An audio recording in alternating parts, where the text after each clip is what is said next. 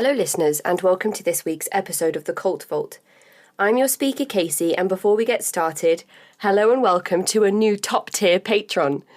Bobby, I am so grateful for your support. You have chosen this platform to sponsor, and because of this, I get to continue podcasting every single day. There is a gift bag in the post on its way to you. Your name is on my website under the sponsors section, and there is lots of content to go back through in the Patreon exclusive backlog. I hope you enjoy this, and I am grateful for you being here.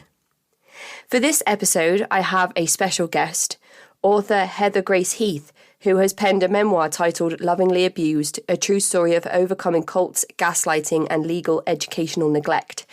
This is going to be the #monthly memoir book of the month throughout the month of May. And within this book and our episode, Heather dives into the world of Bill Gothard's Institute in Basic Life Principles, also known as IBLP. As well as this, we talk about the Advanced Training Institute, known as ATI. And since recording this episode, I was poking around on the ATI website, and from what I could tell, it appears that the Advanced Training Institute is no longer accepting new members to their so-called homeschool program.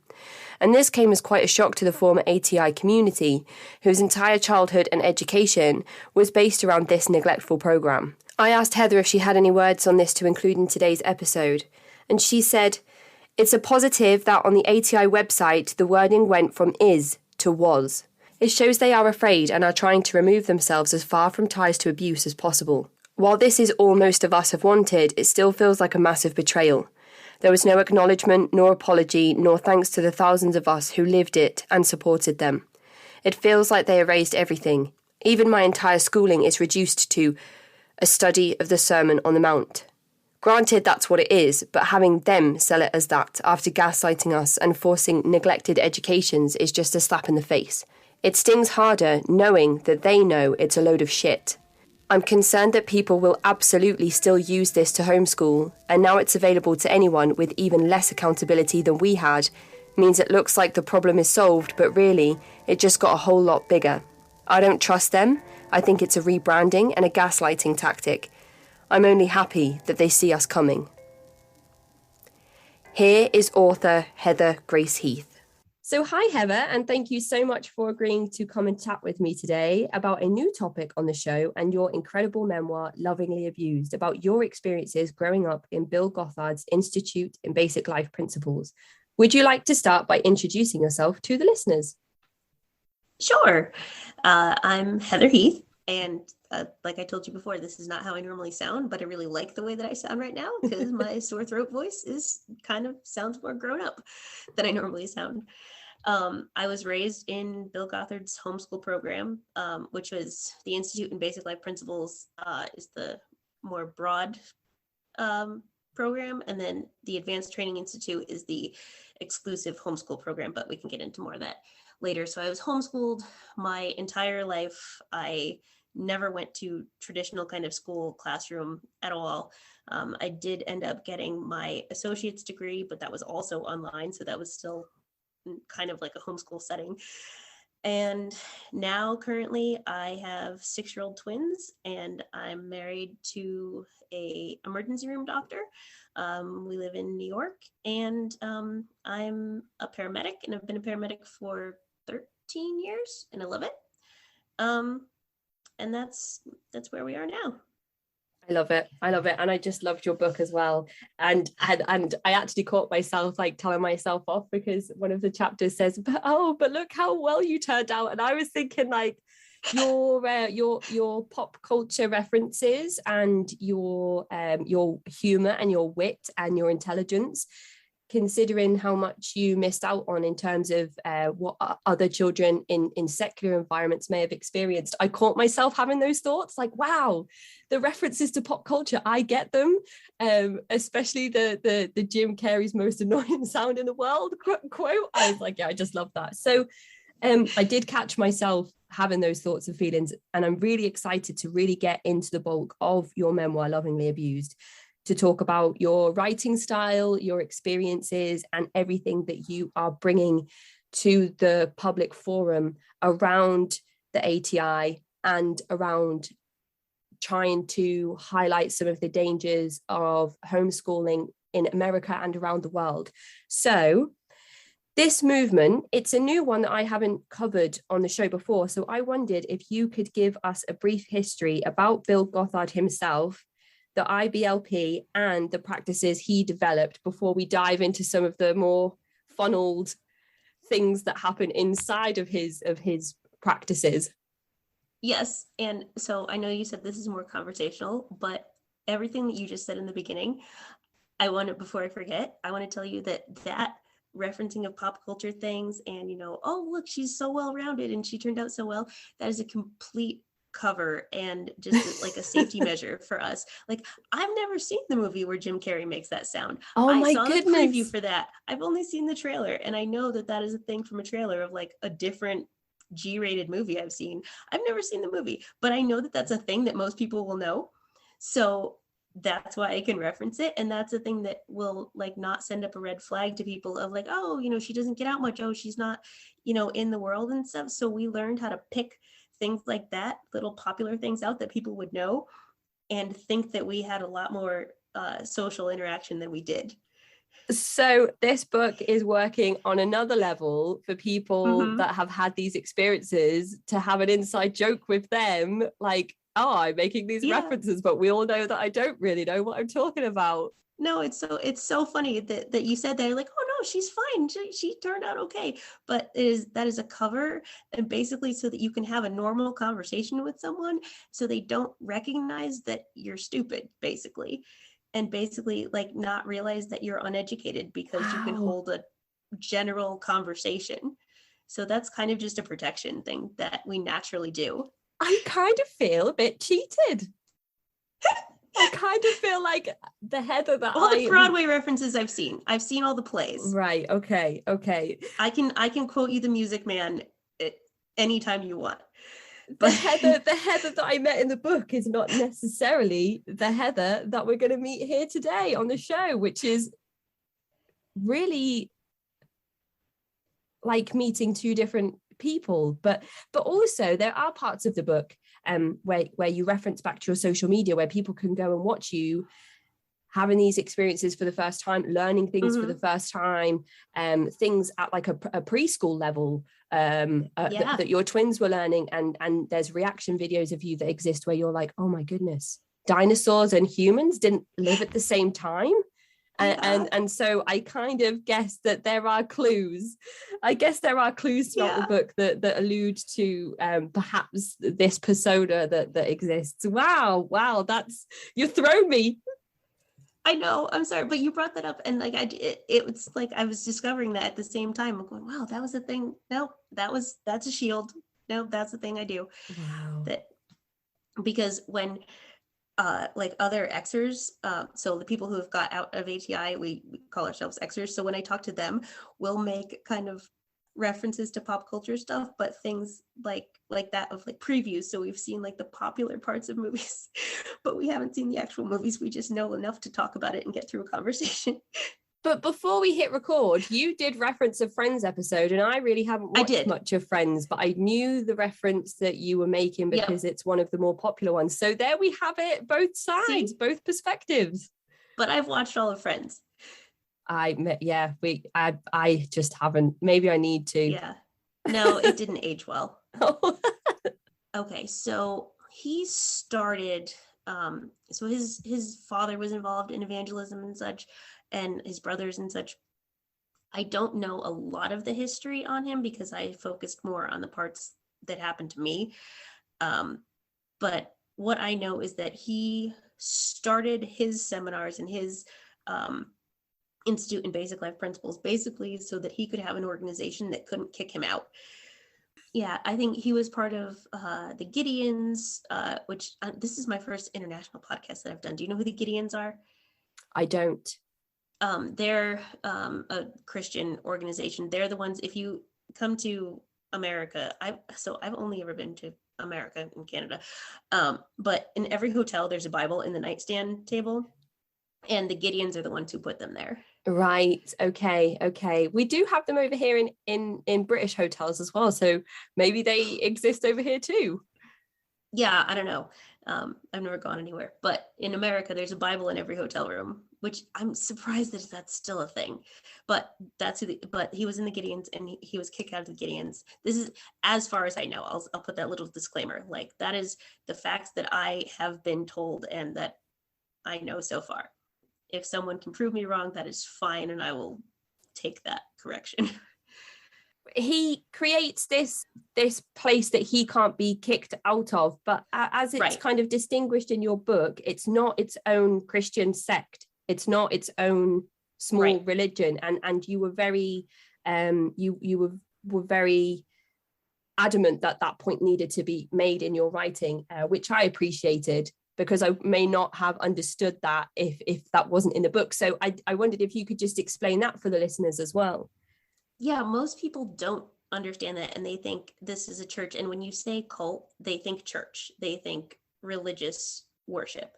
So there wasn't actually like a worship sense thing. It was a religious homeschool program, but it was non-denominational. But if you wanted to fit it as close as you could to something, I would say that it fit the most with fundamental Baptist.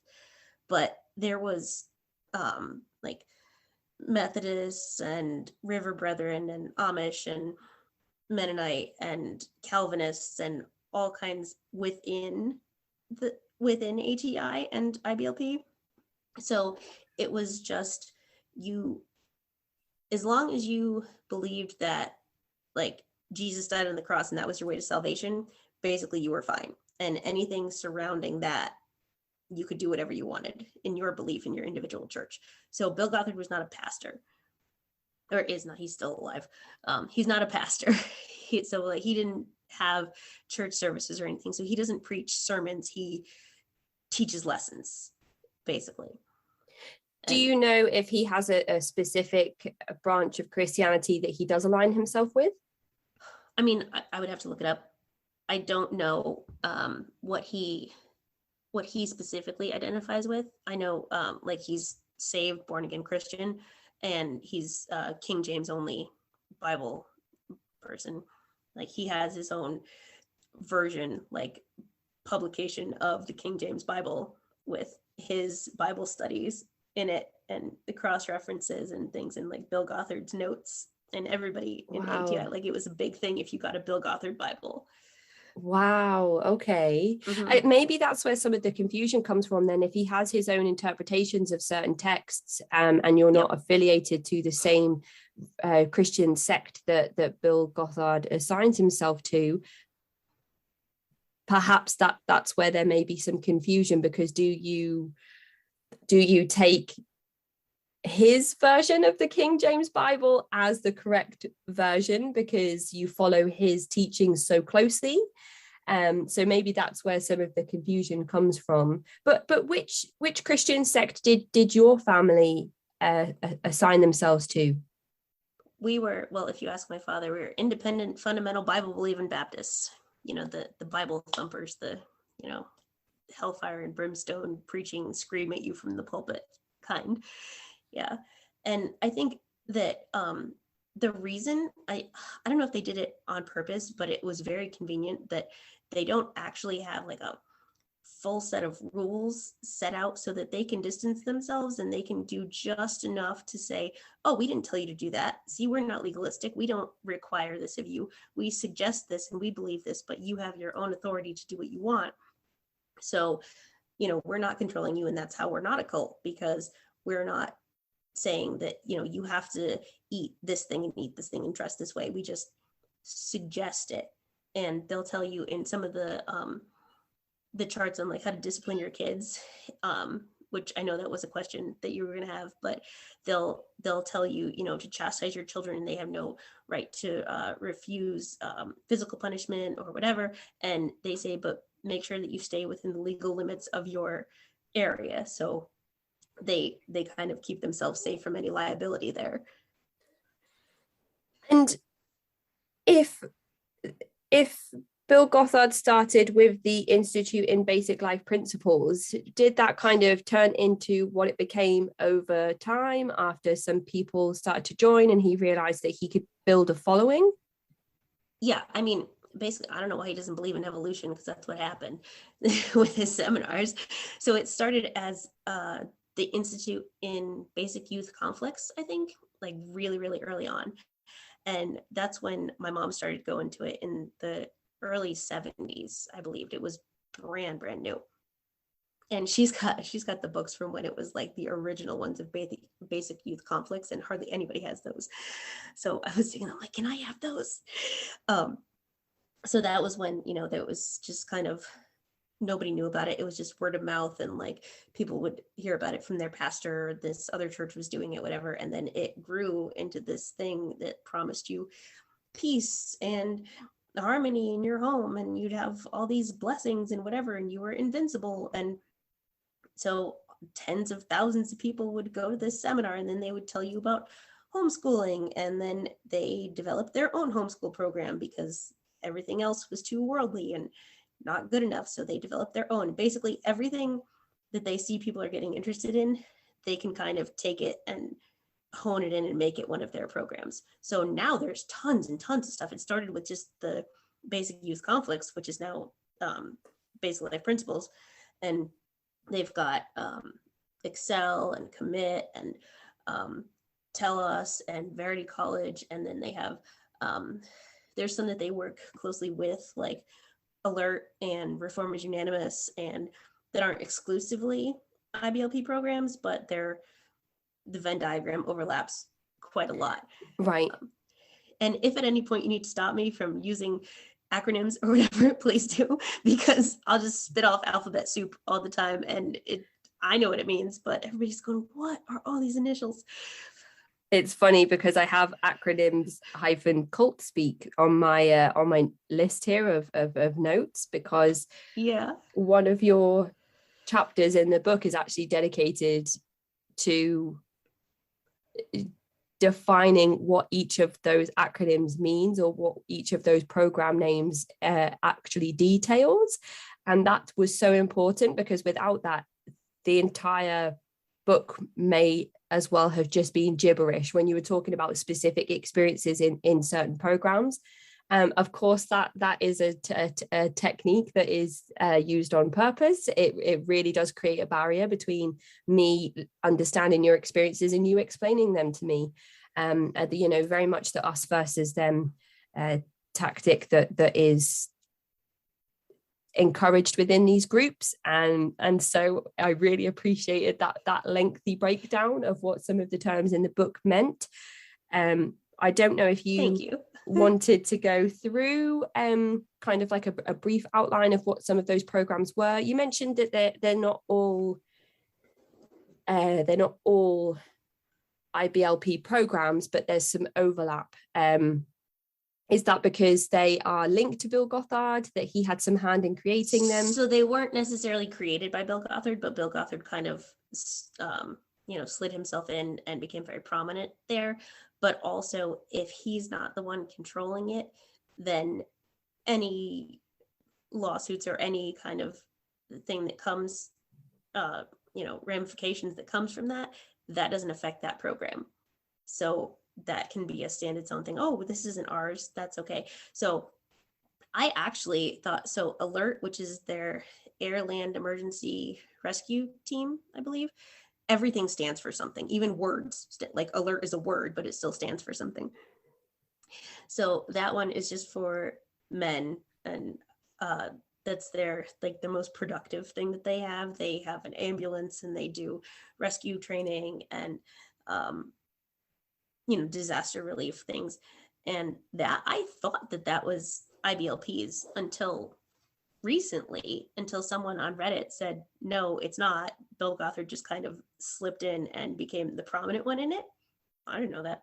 But that's why when I say things like, this is what I know to be true, but someone can correct it. This was just my experience. But that one, basically ATI took over, and then Reform is Unanimous it's basically their addictions recovery program, but that's not ATI's. That one has a whole different overlap from the fundamental Baptist world, but ATI doesn't have a addictions recovery program, so they use that one. Like that's where Josh Duggar went instead of, getting sent to juvenile detention or anything like that. He went there for his recovery of sexual addiction. So that's where they send people rather than reporting them to the police. The whole Josh Duggar situation was something that I was going to ask you about at some point throughout the interview, because I haven't watched the Duggars, the reality TV show. I was only made aware of it because of the trial, the ongoing trial. Are the Duggars involved in ATI? Is there a link? Oh, yeah. Everybody was saying that there's a link to the Duggars and Bill Gothard, and I, as somebody who wasn't too aware of the situation, was really struggling to make those connections. So that's really funny, because for us, it's just they're one and the same. Right. It's just they are ATI, and before they were actually famous, they were ATI famous. Back when they only had 11 kids or whatever, they were famous within ATI, and we would see them and they would teach on the panels. They would get up there and teach the parenting sessions. And, my mom has video recordings of Michelle on the mother's panel, back from like the 90s. Wow. Before anybody ever knew who they were, and, teaching blanket training and teaching like with the other mothers. I don't know if she was specifically the one doing it, but like on that panel was, and teaching about how to be joyfully available and, marriage advice and whatever. And then they did a special on TLC, and then they got a show and became actually famous, which was very weird because we weren't allowed to watch more than 2 hours of TV a week. And of course. They're on TV. Oh my goodness. And so it's for very secular audiences as well, I guess. Yeah. And it became, so there's this constant conflict of what do we allow? What is against the rules? How, and it's basically just anything you want to do, you can justify it and you can make it work for yourself. They, oh, well, you're not supposed to watch too much TV, but the world does. And so this is our way of ministering to the world. So we're allowed to do this because this is a ministry for us. So really you can shape it however you want and make it, oh, well, God wanted me to do this, even though you shouldn't do this. That is something that is so well presented in your writing as well, how everything has its justification, how everything has an explanation, whether it's through the brochures or the training manuals, and how every chapter that you start, most chapters, apart from the one with the Leonard Cohen quote, which I loved.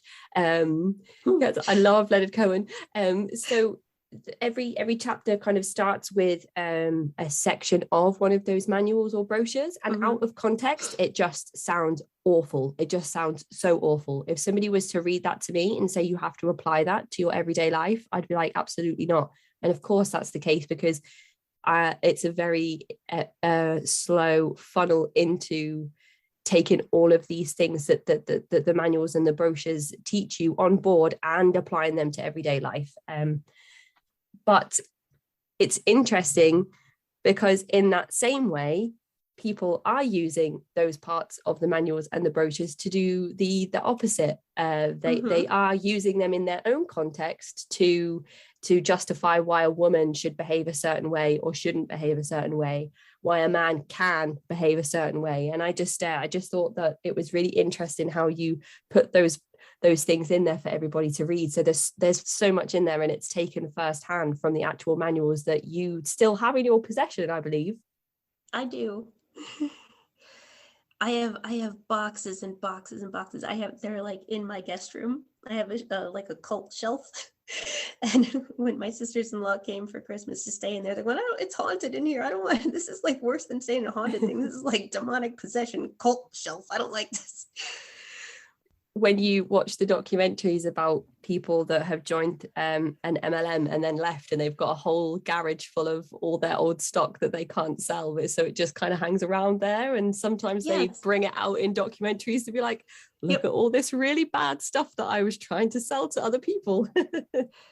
I know. And you know what's, it's funny, like being in ATI, so I've done a few MLMs, and I think I was really good at them because of all the training that I had in ATI and in soul winning and trying to convert people. Like, I think that's why I was so good at it, because I was just used to convincing them and using it however I wanted to make it work for them.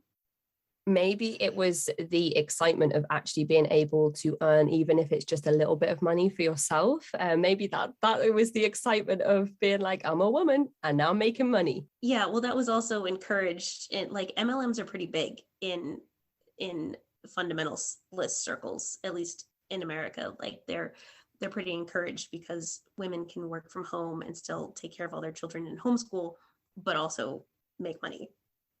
I didn't realize it was that big in the fundamentalist Yeah. aspect. I know it's pretty big in the Mormon community.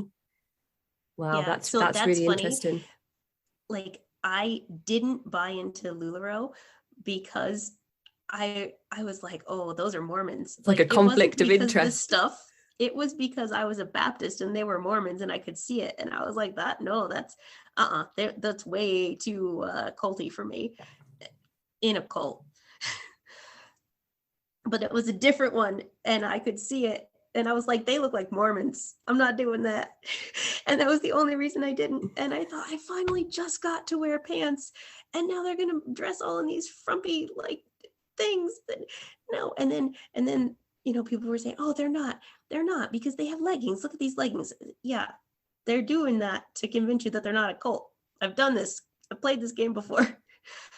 So it's funny that my cult was the reason I didn't get into that one.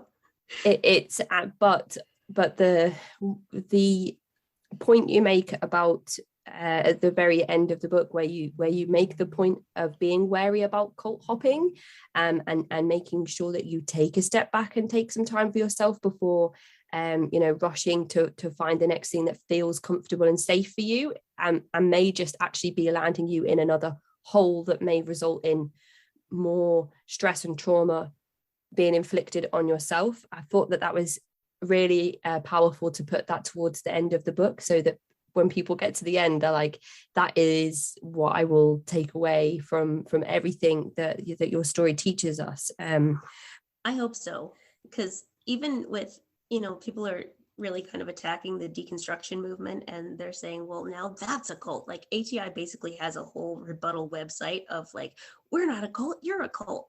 And, deconstruction is the cool, sexy new thing to do. And I don't want to be linked in with that portion of everything. Like, I'm doing this because this is what I have to do, and I have to deconstruct my brain and my entire learning and life thing. It's not because it's cool. I just found a community of other people who are doing it, but I have to be very careful not to make that my entire community, because then I'm just doing the same thing all over again. So it can very easily become a cult. Anything can, but you just have to make sure that you're not going all in for something, which is difficult to do because, they teach us whatsoever you do wholeheartedly as to the Lord. So, you should go all in, but you can't. So I have to stop myself from doing that. So I have to make sure that I'm listening to other types of podcasts and reading other types of things, and not just people who are escaping like me. I think it's really quite something to hear you talk about having that kind of introspection on yourself, because I feel like a lot of the time echo chambers feel safe, and so it's easy to just fall into them as well. And the fact that you're able to recognize that might not necessarily be the healthiest route to go down, I think is another thing that speaks to your integrity as a survivor and as a voice of people in the community that are looking for their own advice and to feel validated by understanding that other people have had these experiences and other people do exist that understand trauma and understand that there needs to be some kind of reform and change around the way that some of these organizations really exploit the more vulnerable people in our communities, like those that have severe ill mental health, and the children with their education, which is something I know we're going to focus on quite a bit in this episode. But before we jump on to the next question, I just wanted to kind of confirm that the Duggars, the famous reality TV family, they have one of their, is it one of their sons? He's convicted of, he's got illegal content on his computer, which is seized, and he is then also accused of historical sexual abuse of minors. Is that right? Yes, of 4 of his sisters and 1 family friend who was also a minor. That was, I don't know, I think that was back in 2014, I believe. I'm not sure. It was a while ago. But now he was convicted. The trial and the actual thing calls it child pornography, but we don't like to call it that because children can't consent to pornography. So it's child sexual assault material is what we are calling it. But he was convicted of that in his trial, and he's awaiting sentencing. Right. And he pled not guilty in April 2021, but received a guilty verdict. So now we're just waiting to see how much time will be served for those crimes that he was found guilty of. Yes. But prior to him being put on trial for these historical crimes, he was sent to a program linked to Bill Gothard, which tried to reform his behavior around assaulting his younger sisters. Yep, they sent him to Reformers Unanimous, which is not ATI's program, but it's an independent fundamental Baptist program. And he went there to cure him of his addiction and didn't do anything. I don't think there was any counseling for the sisters or anything, and he just went back there. But when that came out, the world was shocked. And I think I wrote about this, but none of us in it, like none of us Xers, were surprised at all, because that happens in, like, quote unquote every family. Like, that's normal. Not, oh my goodness, this is shocking. Everyone else couldn't believe it, but we're like, yeah, didn't you guys know this? Didn't this happen to you guys? How many children did the Duggars have, or do they have altogether? Now I believe they have 19. Oh my goodness. So I was thinking, when all of this was going to trial, and I was reading up about some of it to just try and understand it, which was when I was directed to your book, actually. I was thinking to myself, if there's 19 children in the house, there's no way that parental supervision, or even if they have kind of help around the house once they reach their level of fame and have that source of income through having that TV show, that there's no way to kind of make sure that the children are monitored. And if that behavior is recognized and that person is sent out of the house, at some point they're going to return to the house. And it's horrible to think of how people will justify allowing that person to live in that house through some of the teachings that people like Bill Gothard might have or may encourage onto families. And if there's 19 kids in the house, I wonder what of course, purity culture and modesty culture within fundamentalism and evangelicalism is extremely high demand and very controlling.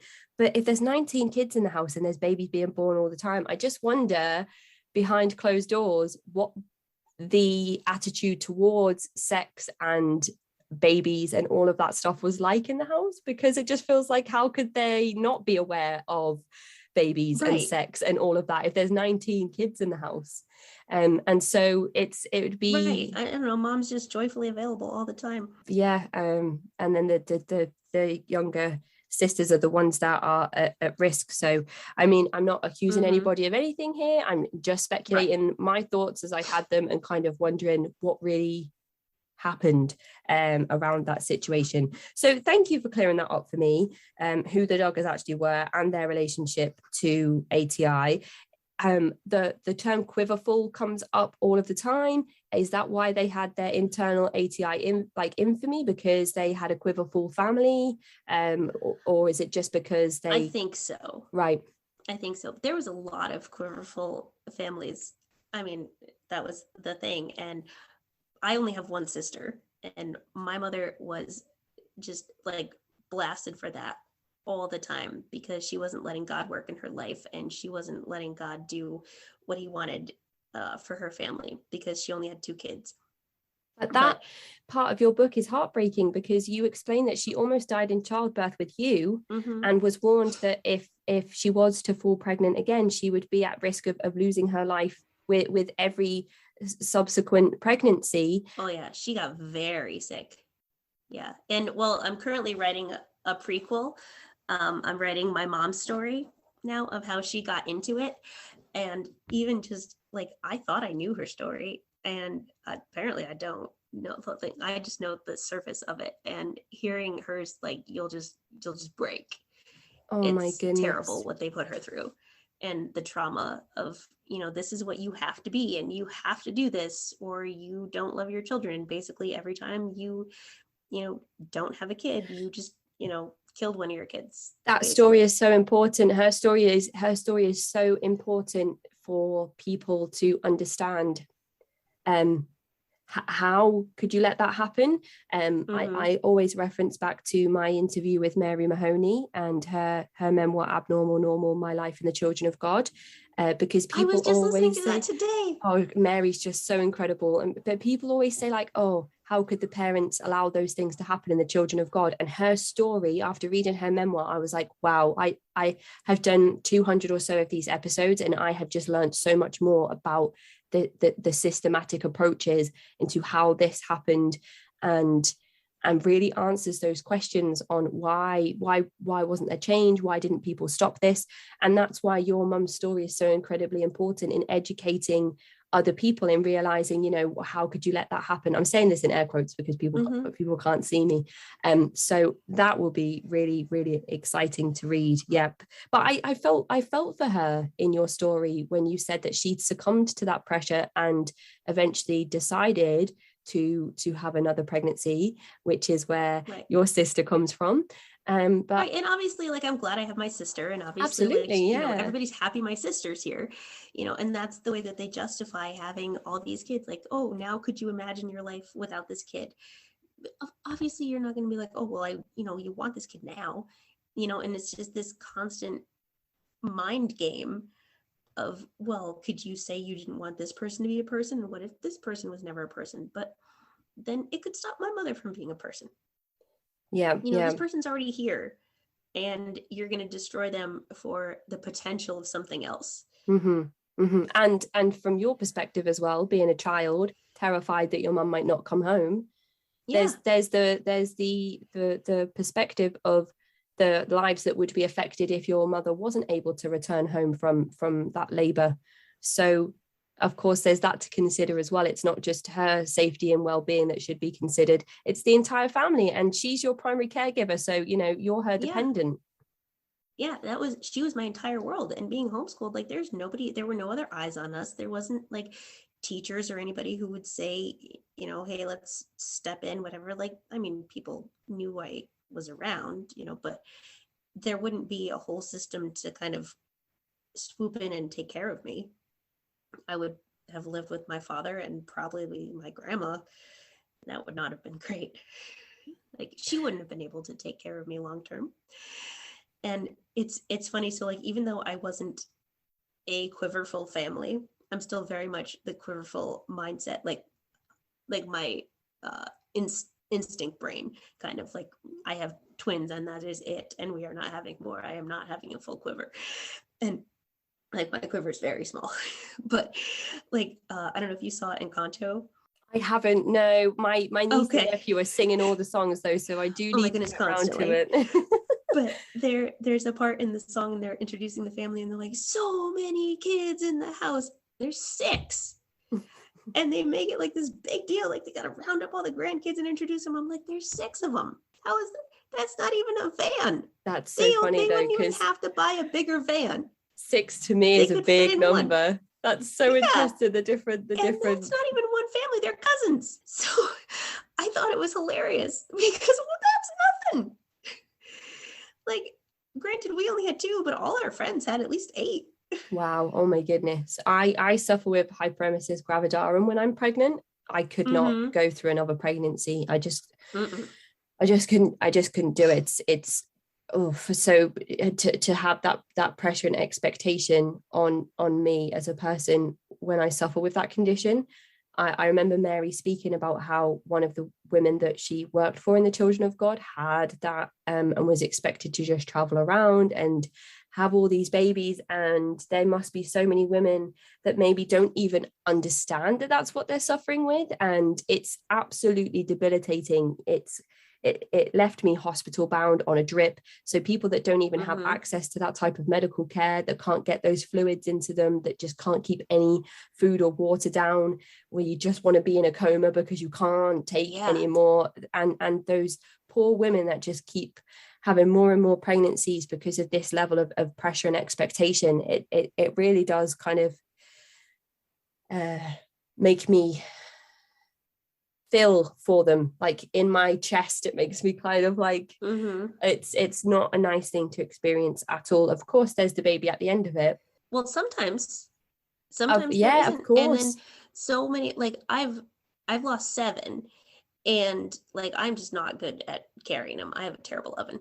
And like, so that's another reason, like, I'm glad that my husband just like, nope, step and fine. But a lot of my friends who, were raised quiverful and like they married other ATI students and this is what they knew, they had miscarriages are so common, and they would have them, and then like their mothers or their mothers-in-law would tell them, like, you have to figure out the sin in your life and you have to figure out what's wrong because you're killing Oh your children, gosh, because you're doing something wrong, obviously, and God is not pleased with you, so he's killing your babies.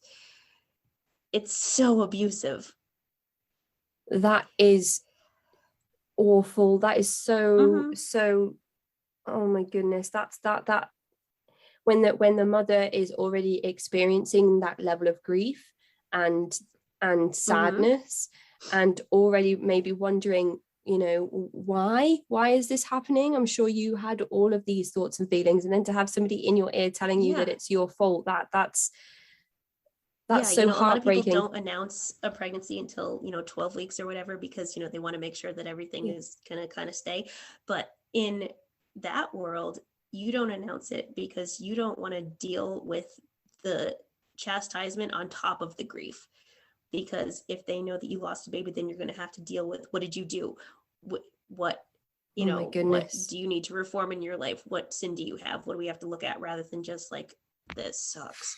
And so if you would have continued your life in ATI, you would have been under this pressure to have a quiver full and be Oh wondering yeah, why all of I these would have just things had were miscarriages happening. constantly, Oh, but that's no awful. ATI guy would have married me, so I think I'm fine.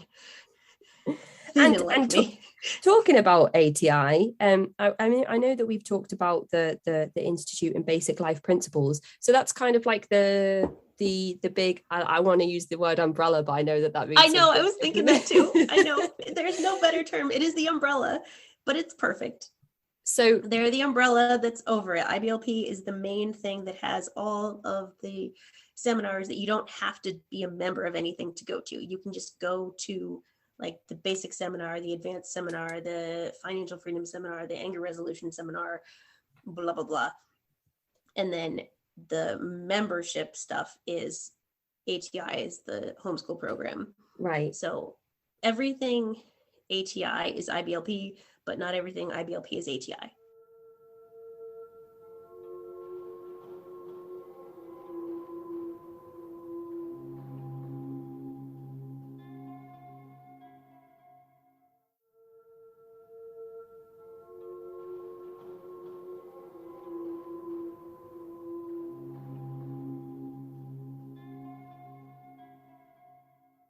And ATI is the Advanced Training Institute. And Yes. so do you feel like that is like a coveted membership to be a part of, and It kind of was. makes even more us versus them between like, well, we're ATI, so in the church that we went to when we were applying to ATI, and I didn't know this until I started interviewing my mother for the prequel, that she was the one who got everybody all excited about it and was all like, oh, join ATI, and she was a cheerleader for it. I'm like, Ma, why'd you do that? Like, she's all like, oh, come with me. So there was, you had to be, picture perfect. You had to send pictures of yourselves and your family and, look a certain way and have your house a certain way. They would send family coordinators over to like do spot checks of your house to make sure that you were living the right way and eating the right way and not being gluttonous and whatever. You had to use basically everything that they wanted. And it was a big application process.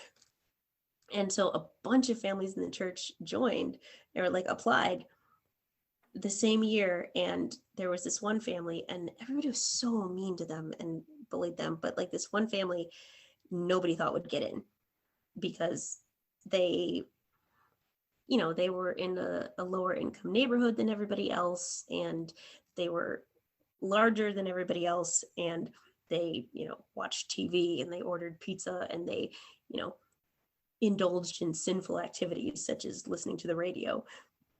Nobody thought they'd get in, and they did. And my father made a bet with them, and they were like, okay, if you get in, we'll take your family out for pizza. Oh gosh. And they did, and it ended up costing him like $400 for pizza. So this family, they got in. They ended up like going far in it. Like their kids ended up on staff. They ended up going really, really high up into it, which nobody expected, but it was this really coveted thing, and nobody could believe that this family got in. Maybe that was what determined them even further. When somebody tells you can't do something, and then you say, well, watch us now. Yeah, I don't know. And I was kind of glad, because I was like, oh, well, humbled everybody else. Like, absolutely, yeah, of course. Knocked down a little bit because you were all snooty and thinking like, oh, we're better than them because they'll never get in. Like we go to the same church, but like we're in ATI and they just homeschool. There was definitely that separation. And there are some other requirements, entry requirements as well, in terms of marriage, divorce, and that type of thing. And the eligibility requirements are very strict for ATI. So I didn't know if you could just run us through some of those other parts as well. Well, you're not allowed to be divorced. And if you are, it has to be for a very, very, very good reason. And so if you apply and you have been divorced and you're remarried, your ex has to be part of the application and has to say that, they will also be on board with this and encourage the children in this and what role they're going to play. So they have to be a part of it and they consent to it. So that's fun. And then if you're in it and you end up getting a divorce, like one of the pretty high up staff members had an affair with his secretary and left his wife and 14 children. So she was able to stay in. They were one of the famous families. They were able to stay in. He left, but she stayed because he had committed adultery. So like they made the rules so that she was able to stay and keep raising her kids in that, and they protected her kind of. So really it's a matter of what they want to do. Like, but there was a friend of ours who was my father's best friend for, ever, like he was in his wedding.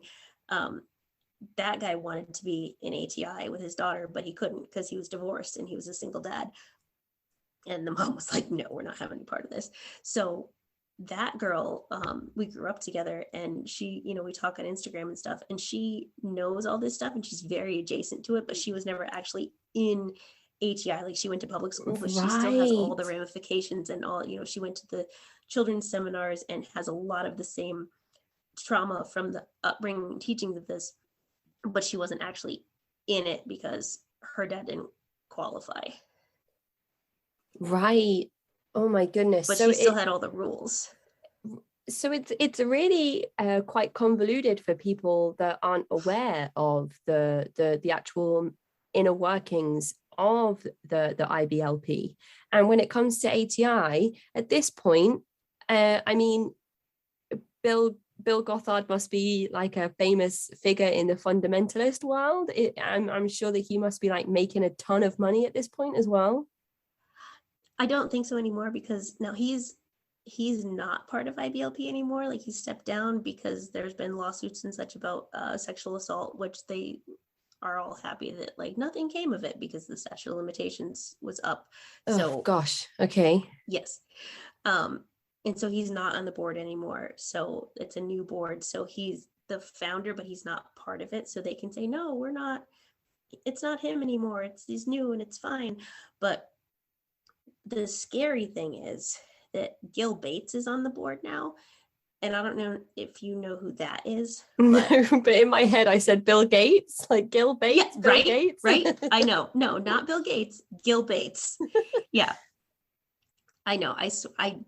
He's old enough that his mother didn't do that on purpose, but I swear, like, it's very confusing. It is. So Gil was the Bates and the Duggars were best friends, and the Bates would be on the Duggars show a lot, and they would, go see each other, and they also had 19 kids, and the Bates didn't get as ATI famous as the Duggars did, but it was weird because we're like, well, they have the same amount of kids and they seem cooler, but the Duggars were the ones who like let TLC in and everything. But the Bates taught a lot of the things at ATI too. Like, they taught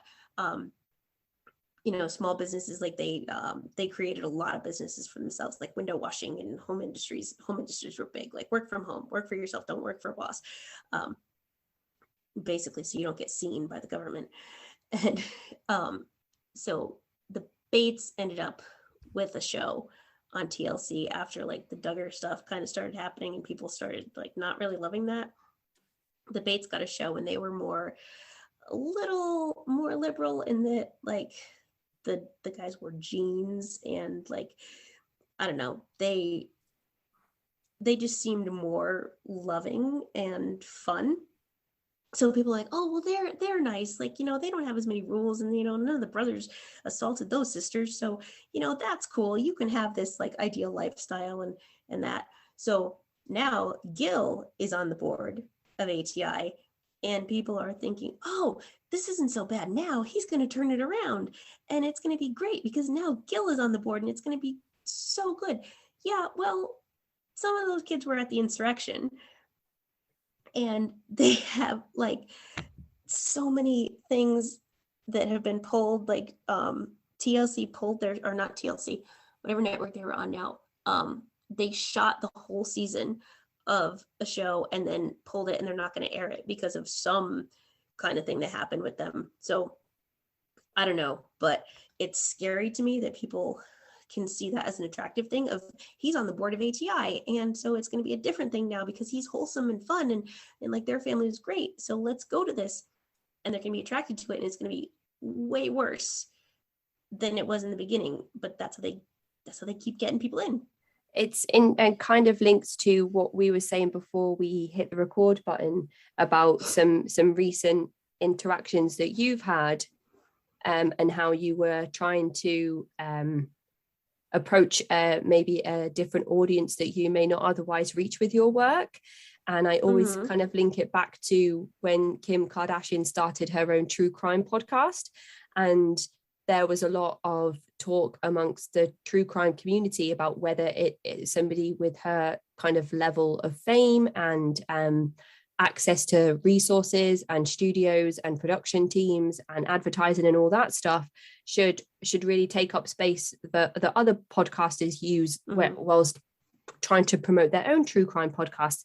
And the biggest argument for me that I kept going back to in my mind was that she may bring cold cases to other audiences that follow, like Keeping Up with the Kardashians, but may not otherwise listen to true crime podcasts, and so they may recognize somebody or something may seem familiar to them, and actually some of those cases might end up picking up some traction after all of this time because she's able to bring in that whole new type of audience. So that's kind of what your words before reminded me of, but in the having the opposite effect, somebody like Bates being on the board of ATI, but because he's kind of recognizable from the TV show, people are like, well, it must be great because he's been on television and we've seen him and he seems like a great guy.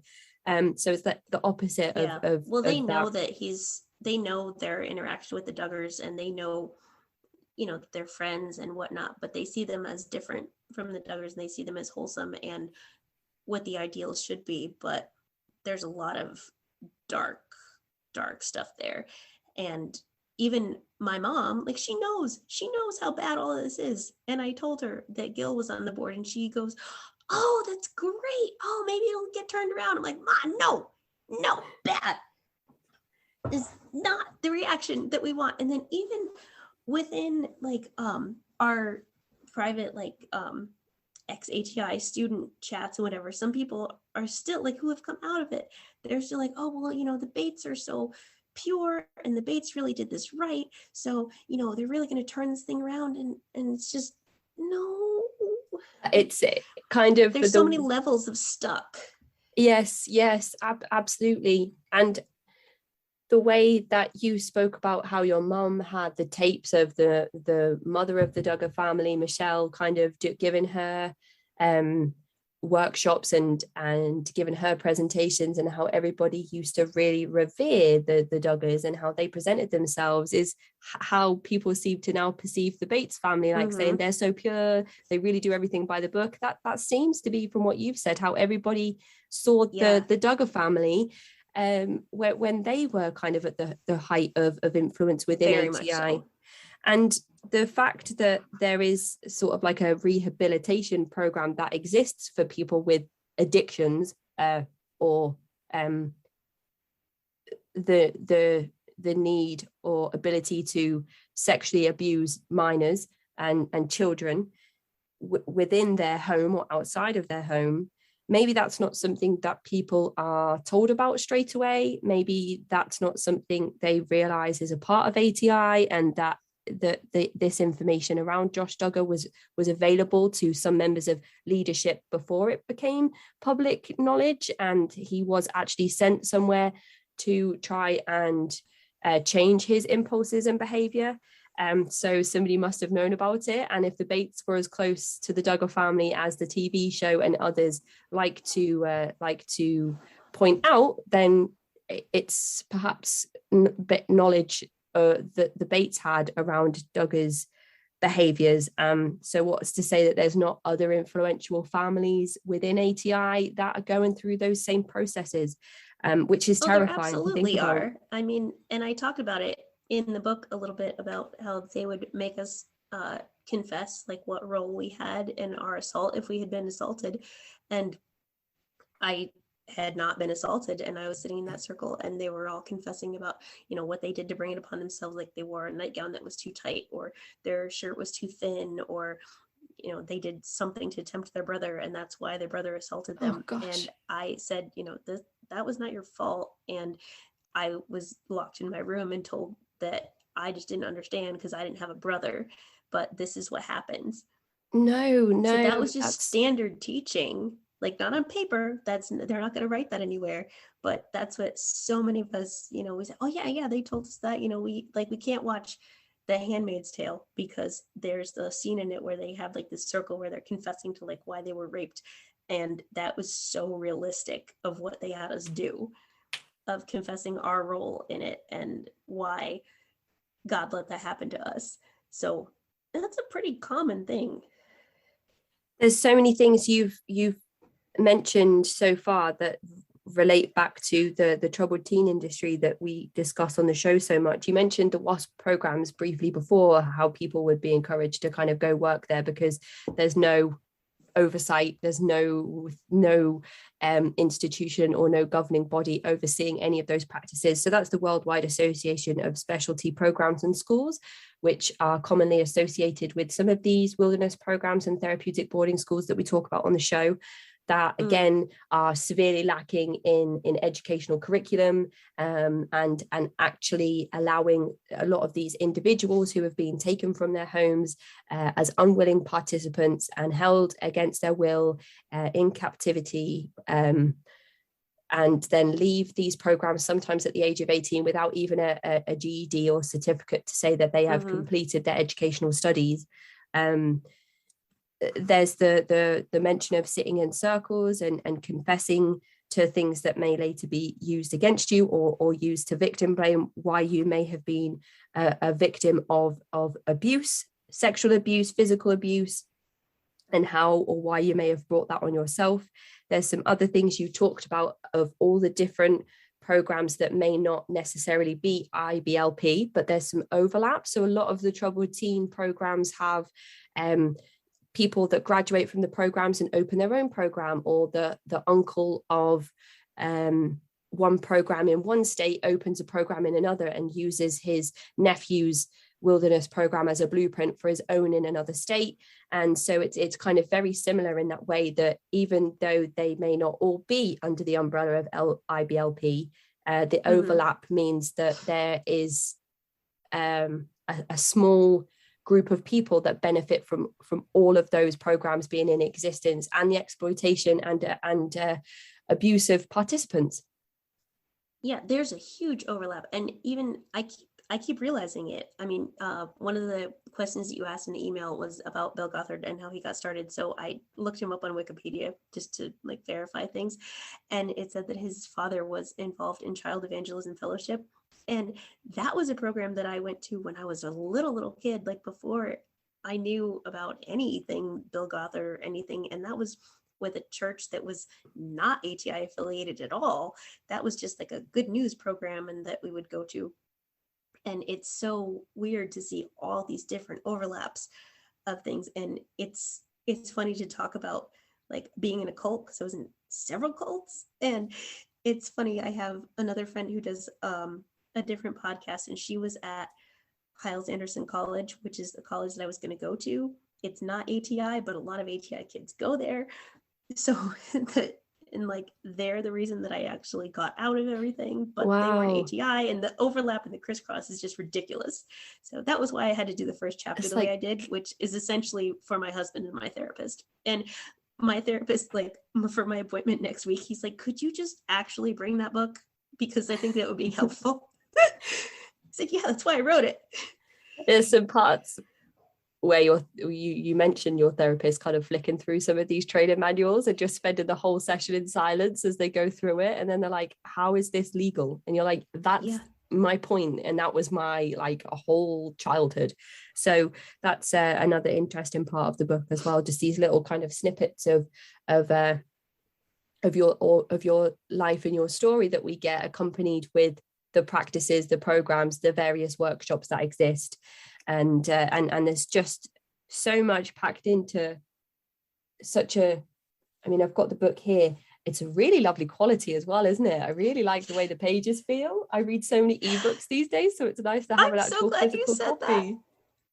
So I feel so weird every time I give it to someone. I'm like, no, but feel it. Could you just rub it? And they're like, what? I go, no, just rub it, because it feels so nice. And that's such a weird thing to say, but it does. It's so tactilely pleasing. It is. And I suppose we've mentioned the umbrella a few times, so now might be a good time to actually talk about, for people who are like, what does the umbrella mean? You keep talking about this umbrella. Now might be a good time for us to talk about what the umbrella signifies in Bill Gothard's or even fundamentalism and evangelicalism. I know that that's a symbolism that they often use, and it's probably quite universal within various Christian sects, and people maybe like Casey, they use this in loads of different Christian branches. So please let me know which other ones this analogy is used in. But now might be a good time to talk about what the umbrella means in relation to IBLP and fundamentalism, and then what it means for you now in terms of the cover of your book. So I only knew of it as an IBLP thing because that's all I was indoctrinated with my entire life. But there's, the diagram does not make sense. So since this is a sound podcast, I'll try to paint this picture for you. So picture like one giant umbrella, and that umbrella is God, and he's the authority over everything. And then under God's umbrella is the Father. The Father has the next authority. So you go, the chain of command is like, okay, you go to your Father, and then there's God above that. And then under the Father would be the Mother, and then under the Mother is the children. So the mother has a little umbrella over the children, so she has jurisdiction over them, but she doesn't have any jurisdiction over the Father. And if the mother has an issue, you can pray and whatever, but the Father can intercede between God and the mother. So it's like a whole stack thing. And as long as you're underneath your authority's umbrella, nothing can hurt you. Nothing can damage you at all. And anything that happens to you was sent from God, and it was supposed to happen to you. So basically you're invincible. But what I never understood was why you needed all the little umbrellas. If God's umbrella was big enough and was the giant one over everybody, why do you need all these other little umbrellas that aren't doing anything and aren't even getting wet? And they did not like when I asked that question. I'm like, but God's umbrella doesn't get any holes in it because he's God and it's perfect. So why do we need all these other umbrellas? And they're like, shush, Heather, you're supposed to be silent in the church. You're a woman. And I feel like you asking these types of questions gets you in hot water quite a lot of the time as well. All the time. I got locked in my room all the time. Like, not at my parents. My parents didn't lock me in a room. I mean, they couldn't. I didn't have a door. They didn't take it away from me. We just had a very small apartment. But at ATI's training center that I was at when I was 17, they would lock me in my room with water and a Bible and give me a heart check so that I could examine my heart and see why I was sinning against God and asking these questions from the devil. But on the cover, I have an umbrella, and a lot of times the term is like you shatter the glass ceiling when you're breaking out and doing things. But for me, it was breaking through the umbrella. So I used my favorite pair of high heels to rip the umbrella. And my friend did a whole photo shoot of ripping the whole umbrella. And I got the umbrella from a friend of mine who had a broken umbrella. I didn't break a brand new umbrella. Not that wasteful. I felt really bad about that. I was like, does anybody in town have a broken umbrella? So I got it from her, and it happened to be purple, which was my favorite. And I shredded that thing. And it was so cathartic to just bust through that authoritative oppression. It's great taking back that power. And you said you're in your heels, you've got your knee-length skirt on, you've got all your sass and attitude, and it's great. Where is the actual picture overlooking the buildings and everything?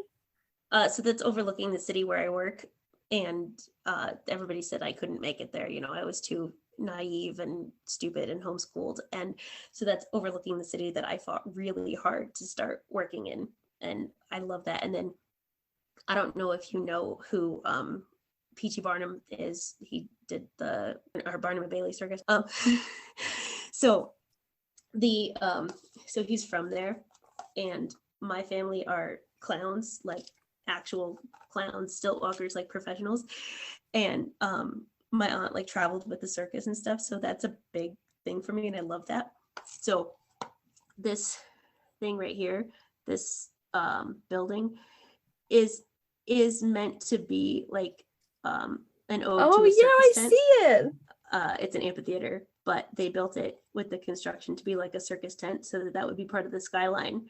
So that's on there for that, because in the movie The Greatest Showman, there's like, A Million Dreams is that song, and I love that, and it took a million dreams to write this book and get out and make this happen. So I wanted that as the center thing.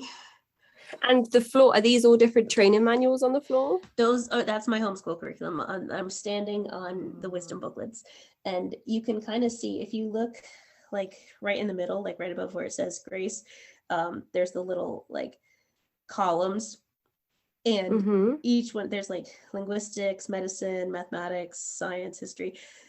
That's like all we would do. Like each column was what we would do for a whole week. That was it. That was all we would do for a week, is just that like category of things. We didn't have, my kids do units in school, and they do like gym and library and music and art and this, and like every day. I'm like, what? This is exhausting. Like, we did one topic for a week. That's what everybody did.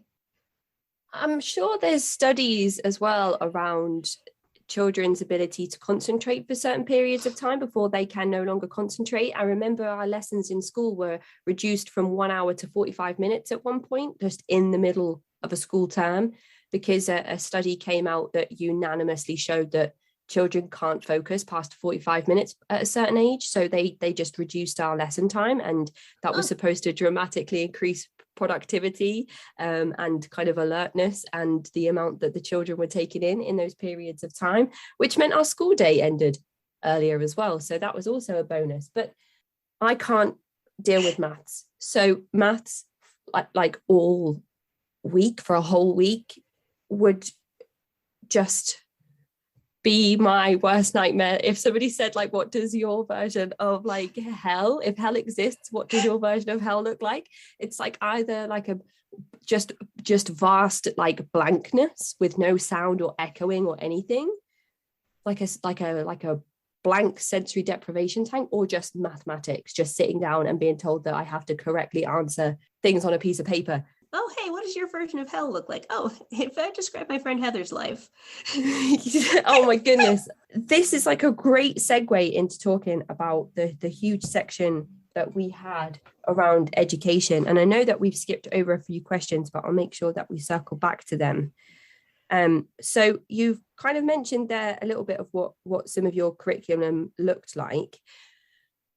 So they weren't called lessons, they were called they were teachings that were in wisdom booklets. And how many wisdom booklets are there? 56. And you did one a month. Well, you were supposed to do one a month. And that's how you would, like judge each other and talk crap about each other. It's like, oh, right. They don't do a wisdom booklet a month. They've been on the same wisdom booklet for 3 months. Oh, man, doesn't have her shit together. Like, oh, am I allowed to swear? I'm sorry. Absolutely, yeah. You use whatever language you like. Yeah, that was kind of like how we would be catty, in there. And we always did one wisdom booklet a month, but it was so easy because they're like this thick. They're so little. And there's like, somebody reviewed my book and said it was like kind of like reading a magazine and kind of like a book, but it jumped around a lot.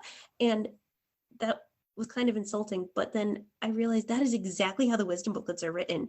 And that is all I learned. It is like reading like biblical, like Cosmopolitan, basically. That's what it is. There's no actual information. It's just tidbits of, here's this fact that we think you should know, the end. We're not going to reference it. We're not going to tell you where we got this because we made it up, but this is all you need to know.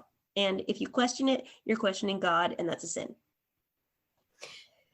And 56 at one a month. I did some quick maths on my mobile phone calculator, because isn't that I your can't do maths. And it tells me that that's 4.5 years to complete the entire curriculum. So what happens if you're like 8 years old and you finish? You start over. Yeah. Oh, God. You just go back to the beginning, because you just get into it deeper when you're older. And it's like, you get a different thing out of it every time. You get a new rhema, like a new vision from God every time you do it, because also everyone in the family is using the same wisdom book at the same time. So if you're born into the family and you start doing school when you're 5 and your family's already on wisdom booklet 42, that's just where you start. You just jump in the middle, and you're going to get through all of them eventually. And where some mainstream curriculums may consist of things like religious studies, physical education, cooking, and maths, English, science, drama, music. What did your curriculum look like? Was it as vast? Were there like languages and things included, or was it very specific and kind of lacking? So language was interesting because, and this isn't necessarily all of IBLP, because they did international things and they wanted international missionaries and such, but then, each father umbrella has their own thing too. So in my world, we learned Greek because that was the original text of the Bible. So we could understand the original Hebrew Greek Bible, and a lot of things in the Bill Gothard King James Bible are Hebrew Greek translations. So we could do that. And for a while I could read Greek. I can't anymore. And that's what's kind of like funny about COVID is like Omicron came out, and then somebody was like, oh, what's next? And we're like, pie. And my father goes, what? I was like, Omicron, and then comes pie. We're like, yeah, because that's just what's next. And nobody got it except all of the ATI kids who knew the Greek alphabet song.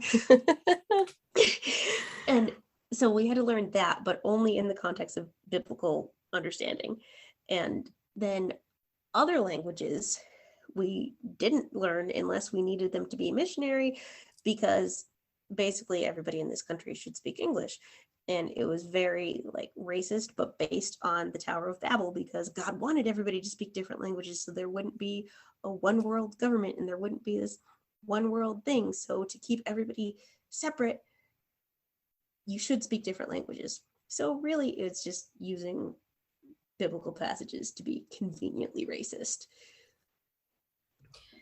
And education is something that is a very main focus in your book. It's something that you talk about very strongly. 5% of every book that you sell is given to a charity that you support that is attempting to reform some of the homeschool education that takes place in America. So there's a lot about educational neglect. There's a lot at needing to look at the current system that is in place, where children that are being homeschooled are not receiving adequate education. There's a lot around how homeschooling may be suitable for some people. It does work in the right way for some people, but in the way that you experienced it, it absolutely was not adequate. And there are so many children that you grew up with and children that you know exist today are still experiencing those types of homeschooling environments where there is, again, no governing body, no oversight, no strict curriculum with people checking in to make sure that those curriculums are stuck with. And so I wondered if you could kind of talk the listeners through what homeschooling policies in America look like and how educational neglect in organizations like ATI really hinder the education, and how they're able to hinder the education of children growing up in those types of organizations.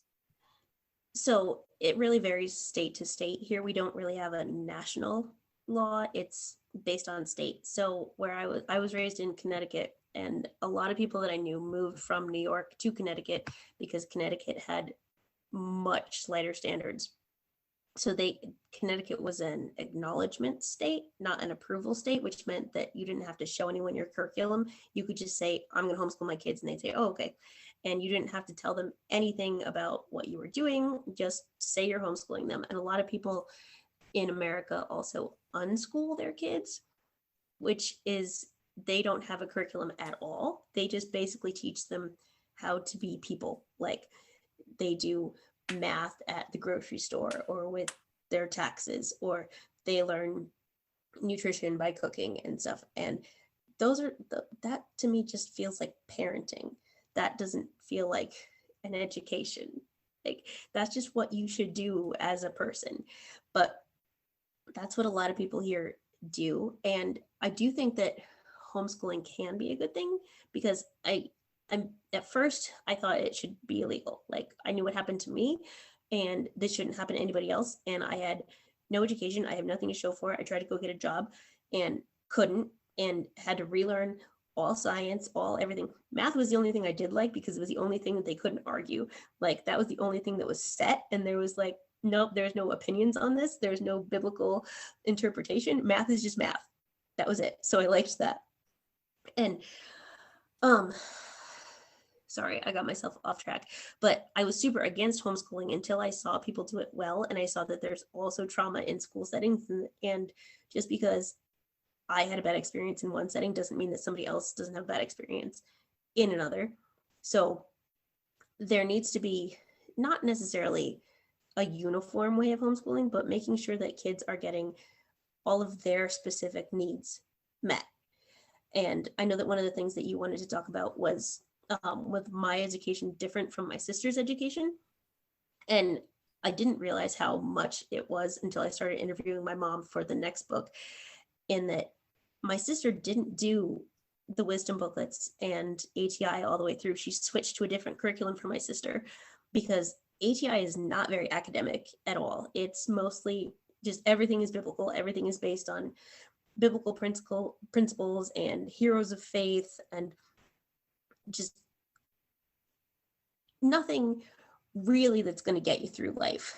And my sister's curriculum was more, this is what it is. This is kind of what you would be learning in school, but there's Bible along with it. And I asked my mother why she switched, and she said, because I kind of adapted and like could make my way through the world, and my sister couldn't. My sister needed the structure and actually to learn things and be taught things. I was like, well, thanks.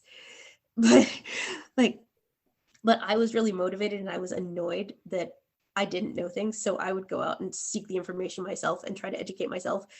And my sister didn't. So my sister needed to be taught that. So I think that if there was something, some oversight saying, hey, this kid is getting their needs met and this is fine. This kid isn't getting their needs met. How do we make that happen? So that's what the Coalition for Responsible Home Education does, is that they're looking to change the homeschool laws in a more broad sense in America to make sure that every kid has the education that they specifically should have. Because right now there's no standard. And that's the organization that the 5% of every book sale is going towards. 5% goes to them, and then another 5% goes to the Vashti Initiative, which helps survivors of spiritual abuse and cults and such get out. They have I forget what they're called, but they're like kind of coaches who like lead you through life skills, like what you need to do, like to get a driver's license, to get a social security card, to get a GED, what your next steps are, how to get a job interview, and what to do and basically function in life and navigators. I think that's great. That sounds amazing. Yeah. So they do that, and they also have a lot of the things that, like, when you leave, you're leaving an entire community, and that's hard, and you miss it. Like, even though it's abusive, like that's what you knew. So the Vashti Initiative also has groups that are they're not necessarily all academic catch-ups. They do like unchurch things, like they'll gather together like in groups online on Sunday. Sometimes they have a book club. They do like general support, and like there's other people out here like you, and we're here for you to talk you through it and help you and get you what you need to have. That's amazing. That's so great. I had no idea that was the extent of the work that initiative was doing. Maybe I'll have to ask if a representative wants to come on the show and tell everybody that resource exists. And I'm sure Evan would love to. I can hook you up with sounds Evan. great. He's great. That sounds like a resource that deserves kind of like a longer focus than just a quick overview from our conversation today, in terms of the work that some of the listeners might want to access when they may be integrating or reintegrating back into or into their everyday life. So like the Coalition for Responsible Home Education, they focus on like so that kids aren't going to have the experience that I did. Like that's to change how things are going in the future. But the Vashti Initiative is, okay, well, I'm a grown up and I went through this and I have all this abuse, and what do I do? Where do I go now? I don't necessarily have a therapist or have a therapist who understands this. And while they're not therapists, they're people who can provide support and navigate you through things and be that community that you need, and soft enough that you're not necessarily like, oh, I'm going to go jump into this thing instead and, make another cult, but guide you through the process, and so that you're not all by yourself. And Evan has done some interviews on some other podcasts that I've been on, and is amazing. And I think that you would really like him. So That sounds that's a amazing. resource of, Yeah, what would you say to people who are looking to get out, or who, where to go from here? There. That's where I would send, that's where I send people, amazing. because that's the resource for adults who need some help getting Yeah. started with Well, this process. you said that the wisdom booklets, when you were learning them, they didn't really teach you how to navigate or exist outside of ATI. So it kind of sounds like they were just teaching you how to be successful in ATI, with the presumption that you'll stay. Yes, they just wanted to make an army, basically, of these quiverful homeschool members and take over the world. I'm not even kidding. That was their plan. Just like, you have enough babies, and then the world will have enough abortions, and eventually we'll be the majority and take over the world. And so you just have to know how to homeschool your kids. And women don't need an education. All you need to know is how to teach your kids these wisdom booklets and bake your own bread. With that kind of hanging over everybody, what is the overall intention of ATI in terms of keeping their numbers? Is it to have kind of that power over other religious organizations that may exist? Is there a payment subscription that people have to pay? Like, what is the catch here? Why is there such There is a a focus payment. on You do have to pay to be in it. right? And then once you're not using the curriculum anymore, like, you can kind of stay in as alumni members, and grandparents Right. can do that also. But honestly, I don't know what their goal is. And if you look at any of their mission statements or anything, or like our script of what we were supposed to tell people, all of it is distract them until they forgot what they asked and they leave you alone, which is why I can do, pop culture references and stuff. It's just distract them enough till they forget what they were asking about, and just let us do our cult thing. And there are actual examples of those things in your book that are taken from either verbatim from Bill Gothard himself, or from some of these manuals and booklets that you have still in your possession. So you are able to actually reference them word for word, not just from your memory. And I'm sure some of them, you went through the wisdom booklets a few times, so I'm sure that there are actually some passages or parts of them that you can just kind of recall word for word. We can, and we quote it. When I'm talking to my husband, he'll be like, no, you have to back up again, whatever. But if I'm talking to other exers or my mother, it's ridiculous. We'll just go right back into it. Like when somebody's in a trauma and they revert back to their original language, like, he keeps teasing me, like, I revert back to like severe evangelical, and wow, like, make fun of him for being Catholic. So he is the odd one out. And Yeah, he's sitting there like, so I don't because we can understand just fall back anything. into it. But a lot of this stuff, I didn't look at it forever because I was so mad at it. And then I finally dove back into it, and I'm like, I can't believe that this stuff actually says the stuff that it says. And some of it is worse than I remember. And then a lot of times we're going, it can't be like that. This can't be what we remember. And then we'll tell each other, the other Xers, like, no, it really was that. No, I found this. Oh, I did find the thing that says this. And it's unbelievable. But I'm one of the few people who has the books, because a lot of them burned them. Wow, yeah, and that must have felt quite powerful, and taken back some of that power that was taken from each individual by doing that. Yeah, when we took the pictures, the girl who took the pictures for the cover of my book, she was also raised in ATI with me, and we were cleaning up the wisdom booklets after I was done standing on them, and she's going, "Can we burn just one? Can we please just burn one?"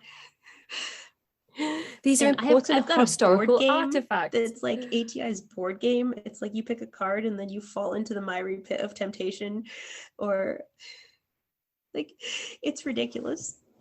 Actually, Oh my goodness. I kind of want to show it to you. Goodness. I want to see it. I do want to see it. Okay. So those are the various pits of temptation. Yep. There's the venomous pit of bitterness, which is green. There's snakes and hanging on kind of cliffs and branches and stuff. There's the torture pit of temporal values. So there's like a pit with cliffs, and there's a house hanging off of it, and an airplane, and some cars, and some boats and motorcycles like falling into the pit. And the miry pit of moral impurity, this is drippy.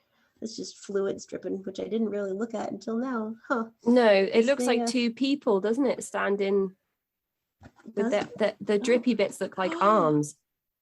Oh. So that's a kid's boards game. Yep, this is our board game. Yep. And then That is absolutely terrifying. That is terrifying. Isn't it terrifying? And You I think I imagine probably being have a picture of this kid. on Instagram. Imagine being a child and you're playing this board game. Board games are supposed to be fun. And you have to temptation to lust, code of victory card, or go to the miry pit. Temptation to rebel. Gosh, I don't want to go into a snake pit. I know. Temptation to worry. Temptation to worry. You go in the pit of temporal values. Temptation to steal. Temptation to be bitter.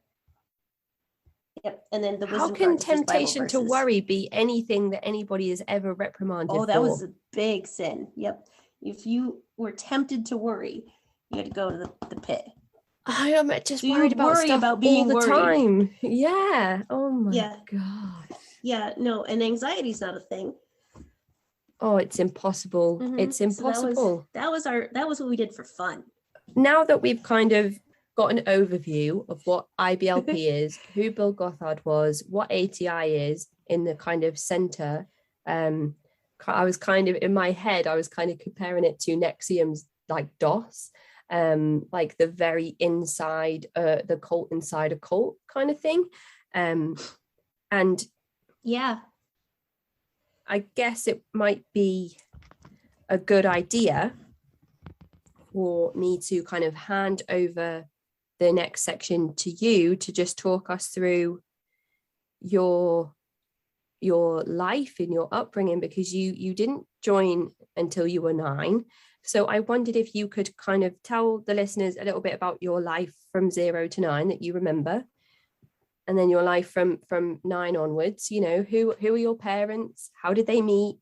And just to talk us through how you came to be. I know that usually I do this at the start of the episode and kind of build a chronology of somebody's experience, but we've kind of jumped around a bit today, which I think is still great. No, it's I think it's great. If anything, it's probably more my fault as well. But what you said there about somebody saying that your book is all over the place, I don't know if I agree with that entirely. I feel like you do have a chronology in there throughout different chapters. As I said, it's kind of just peppered with information on different ATI practices, different workshops, different booklets, but you kind of talk about your life before, your grandparents on both sides, joining IBLP, being super committed, all the storytelling stuff. Then you go on to talk about your grandma in the hospital and how she falls ill, your chosen career path, all the stuff around sex positivity, which I'm so excited to talk about, and then all of that stuff that kind of happens with your then husband, and kind of how you get to where you are today. So that was kind of my takeaway of it. That was my kind of journey through your book and through your life. Yeah, and people are like, oh, this is so much to read. And I said, okay, well, after like chapter 8, it gets happier. Like, chapter 8 or 9, it gets happier. I think I started chapter 9 as like, okay, this is the one where I found myself smiling. Like, I'm finally happy in this one, because it's like where I started to get out. Yeah, your parents are like, you say to your parents, don't read this chapter on. And my father didn't. He read the book good. And he didn't. He put a paperclip on that chapter so that he wouldn't accidentally like flip through it. Oh, that's so great. I was surprised. Love the little bits where you speak to people in the book as well, where you're like, hey, if you're reading such and such and such, which is great. So kind of that was my takeaway in summary of your writing. So the feedback that person gave you, I don't know if that's entirely true, because I was able to follow your life. And I wondered if you could just kind of tell us in as much detail as you want, your start to finish, and please include anything in there that you want to around the various workshops, how many times you attended them, and all of that stuff. Okay, all right, so life story. Oh boy. All right, well, my parents, so they met, they grew up a street apart from each other, so they knew each other, kind of their existence, their whole life. So, but they weren't really they didn't really interact much. But my father was raised in a kind of very proper home, and there's not really a lot of background that I know from them. I mean, they were just very quiet, and I know that my paternal grandfather died of cancer, but nobody said cancer, nobody talked about it, nothing, nobody brought it up, nobody talked about anything unpleasant ever. So that was that side. And then my mother's side was the exact opposite, and just chaos everywhere. And it's actually like a thing that I'm working very hard on to stop interrupting. And I interrupted you a bunch, and I'm sorry, but that's normal for my family, and everybody interrupts all the time. And my husband tells me to stop it, and it's like, but that no, but I already know the end of your sentence, so it's fine. So I can keep going. But they all just talk over each other all the time. It's just constant chaos. And in her house, she comes from a lot of generational trauma. Like my grandma was sexually abused. Like I don't know if, so her mother's sister lived with them when they were younger, and like my grandma got to like her aunt being molested as a child. And so like my grandma has siblings who are also cousins. It's just a whole bunch of just, of course, like brothers rape sisters. Like this was what happened before we were in ATI. So, my mom grew up with that normalized. And then my mom was sexually abused by my grandfather and by both of her grandfathers and a lot of different people in her life. So she eventually went to college, and then had kind of a taste of normalcy and autonomy, and then came back on a break or something, and realized like my grandfather was an alcoholic and was spending his money on alcohol and whatever, and they had no food in the house, whatnot. So she said, well, she wanted to move out and get an apartment because she didn't want to be in this environment anymore. And so she went to their pastor, and I think this pastor's still alive, and I would love to have some words with him. She went to him when she was 19 and said, hey, this is the situation in my house. It's abusive. It's terrible. There's no food, whatever. And I need to get out. I need to go find an apartment. And he said, no, what you need to do is get under your father's authority and under his umbrella and submit to him. And if this is what your father's doing, then this is God's will for you. And you need to just obey your father and realize that this is what God wants for you. And my wife and I are going to this seminar next week. You should come with us. And that was when she went to the basic seminar for the first time. And as somebody who's going into it so traumatized, and nothing but trauma, and then you go into this seminar, and Bill Gothard, I don't know if you've ever heard him talk, but he's got this just hypnotic, just mesmerizing voice that will just draw you in and make you agree with everything he says. And it's just so soothing. Like he should do, like sleep stories or something. He's just so charismatic, and you just, okay, yeah, of course you're right. That makes sense. Absolutely. And he gives you all these promises of how your life could be better if you just obey, and all of these conflicts happen because you disagree with your parents. So if you agree with your parent, the conflict will stop and all of the agony will stop. So, okay. So she bought into all that, and that was like, they do the same thing. Each seminar is the same. So like that was Monday night, and then by Tuesday night, they indoctrinate you with more stuff. And then by Wednesday night, they don't let any new people in, because like the stuff they start bringing out after that is extreme. And if you haven't been to Monday and Tuesday, you'll be like, that sounds a little bit culty. But if, you slowly get into it, and it's fine.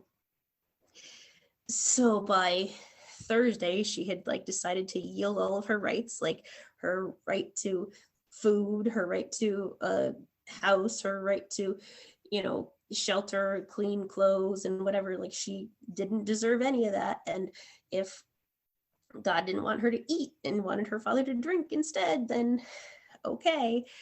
So she kind of just took on this, persona of whatever anybody's going to do to me, that's fine. And went like all in. as much as she could, just this is the mindset I'm going to have now. This is the place that's promising me safety. So, all right, I'm going to believe them. And she, would go to the seminars through the years and stuff with my uncle, her brother. So they liked them a lot, whatever. And I guess the between stuff of like from that time to when she married my father is kind of blurry for me. Like I don't have all of that story yet, but she ended a relationship and then immediately got involved with my father. He proposed after I think 6 weeks of dating, and they got married. And then he was also an alcoholic, but okay, she's under his authority now, so she obeyed him, and she kept going to these seminars, and it was a big thing of the husband will be won by the conversation of the wife. So while the wife isn't the authority, the wife can kind of direct where things go and lead the husband to the right thing. So, she would just keep doing the right thing and being a submissive wife. And the more she would submit to him and obey him, even if he was being terrible, the more he would see that this is the lifestyle that he wanted.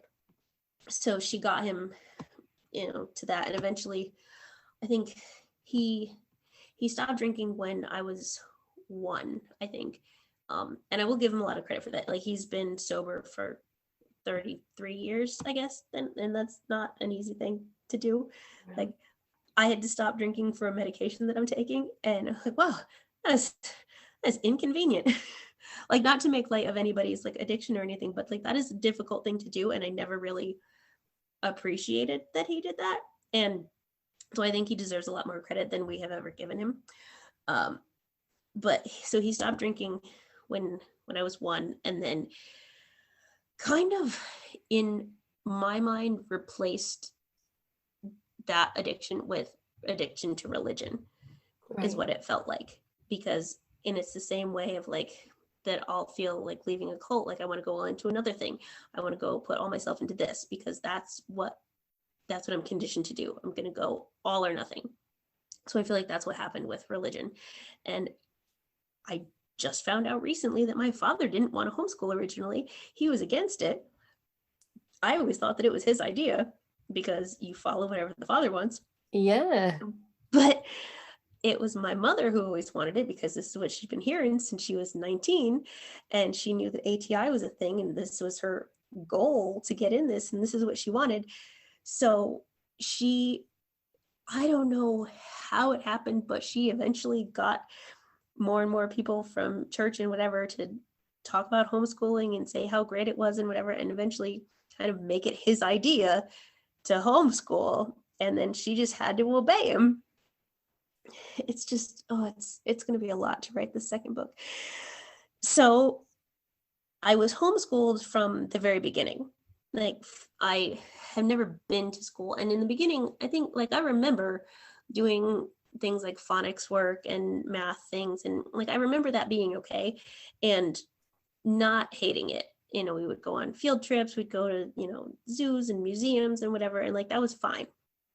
And that was okay. And then when and all my friends were homeschooled too, because that's what we did. We would be in the groups and go to play groups and field trips and stuff with the other homeschoolers. So I had friends.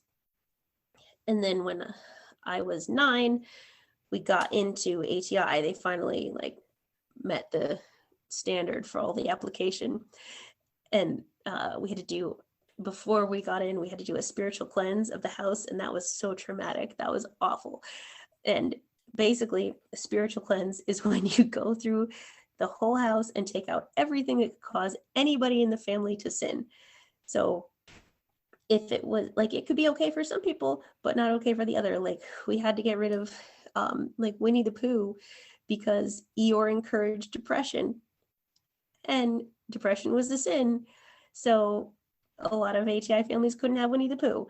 And then we were allowed to have the movie Swiss Family Robinson, but a lot of other families weren't allowed to have it, but because the girl was cross-dressing, and there was dating in it, so they they weren't allowed to have that, but it didn't cause me to want to sin, and I didn't want to cross dress. So we were allowed to have it. So it's very fluid on the rules and stuff. So the spiritual cleanse is very like targeted to your family. So some of the stuff we saved, and I would like go through the garbage and get my stuff, and I had it in a box downstairs, like labeled winter clothes and boots, because I knew my father wouldn't go through that. So I saved my stuff, and I had like my forbidden movies that got saved from the spiritual cleanse. And there were clothes and stuff, like I wasn't allowed to wear like open-toed shoes or high heels or nail polish or anything like that, because like I guess my father like found those shoes attractive, so I wasn't allowed to wear those. Other people could, I wasn't allowed to. So that went out in the spiritual cleanse in my house. We did that, got into ATI, and then it was so fun. Like everybody in our church that we knew, like we went in this big caravan, like down to Knoxville was where our conferences were, and we everybody was dressed in their blue and white and all the same, and I finally belonged to something, and I wasn't the only one in my living room, like I was part of this big thing. And then my mother said, like, I didn't notice anything was wrong, that I was 9. I remember being exhausted and just sitting on my bed, like weeping, like I'm so tired, like your baby is doing, like she skipped a nap and she can just cry. Like that's what it was. It was like, I don't know why I'm so upset, I'm just exhausted. And they do that to you on purpose to break you. Like they make you exhausted so that your brain just, you have no capability of thinking, and just so you're broken and you just agree with everything. And it's very intentional. And then later I remember my mom saying, like, she expected them, this training conference to teach you how to teach the curriculum, to, go over things, and here's how you teach this. They're going to train all these parents to teach their children. And none of that is what it was. It was all how to run your home, how to get these older children to take care of these younger children, and parentification of your older kids, and how to discipline them, and how to please your husband, how to do all of that stuff. Nothing educational at all. And just, okay, here's how to do your schedule, and nothing to do with academics in the least. So she said she was annoyed with that and kind of like had to figure it out on her own. But then it got to the point where like she was in too deep to get out, and it's like, okay, well, this is what I wanted and this is what I did, and I worked so hard to get into this, so we got to do this now, because why say, oh, I was wrong, I don't want to do this anymore. And then a lot of from like 9 to 15 is really fuzzy for me, and I don't know if that's because like I blocked it out on, like I've been going over this in therapy, kind of trying to pull memories and trigger things, and I don't have hardly anything from that time period, but that was like my most immersive ATI experience, and I don't remember it. It's very weird. I just know that like we spent all our time home not seeing anybody and just reading these books, these wisdom booklets, and all right, this is all it is. And we would watch Friends because it was forbidden, but that was the only like mirror to the outside world. So I saw Friends. Yeah, and then it was just obey your father, do whatever they want. We go to these conferences every year, and I've always been really, really outgoing, which it's hard for people to notice. And I like making people happy and like telling people stories and stuff. So when we would go to these children's seminars that ATI had, that was my favorite thing, and I always wanted to be the storyteller at these seminars. And there was a traveling team of of the staff who would do these children's seminars. There was a piano player, a storyteller, and a song leader. And it doesn't take anybody really a lot to guess that I can't sing. So I wasn't going to be the song leader, and I don't play the piano. So I always wanted to be the storyteller, and I would just sit there and mimic their expressions and mimic their delivery. And then I would go home and I would practice how they would do it and practice their audience participation. And my poor sister had to sit through all of that. And I was just determined to get on this team, and that's what I was going to do. I was going to go like all in ATI because this is all I knew. I knew I wasn't going to be able to do anything else. I wanted it then, and this was my world. This is what I wanted. This is the only way to live. This is the only way that's right. I bought in like fully. So, okay, this is what we're going to do. What were some of the titles of the stories? Oh, okay. So there was the Frisbee chasing dog was like my famous one. That was the one that like I was really good at. And there would always be the repetitive thing of like, because he was a Frisbee chasing dog. And that was the big one. And then there was the duck story, the pineapple story, the wood duck story, the crayon chewer. And I said in my book that like these were cult classics, but I didn't realize that cult classics was an expression. And people would say, "Oh yeah, Monty Python is a cult classic." I go, "What are you doing? That went out in the spiritual cleanse. What are you talking about? It's not a classic. Everybody threw that one away." Idiot. So that was, it's hard to have a conversation normally. I love that part of the book. I love that part of the book where you were like, "This is my hill to die on, and I am telling you now that Monty Python is not a cult classic." And people were like, that. "Well, it is." And you're like, "I'm telling you now, the Frisbee chasing dog, that's a cult classic." That is a cult classic. The pineapple story, let me tell you, you ask anybody, the pineapple story, hard cult classic. Otto Koning nailed that. Yep. Larry Guthrie and the crayon story, you ask any of them. Nope, that was it. So like, you had your heart set on being one of these storytellers. That's who I was gonna be.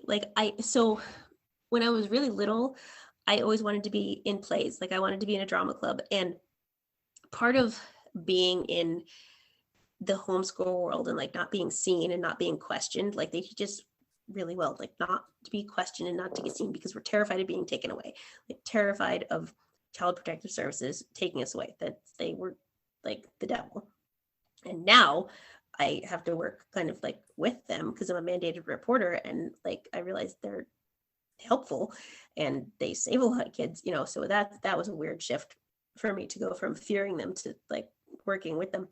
But we would have to say like, oh, anything that our parents can't provide in our home, the school has to let us do in a public school setting because we pay taxes. So if I want to be in a drama club, I can be in drama club at school and not attend that school.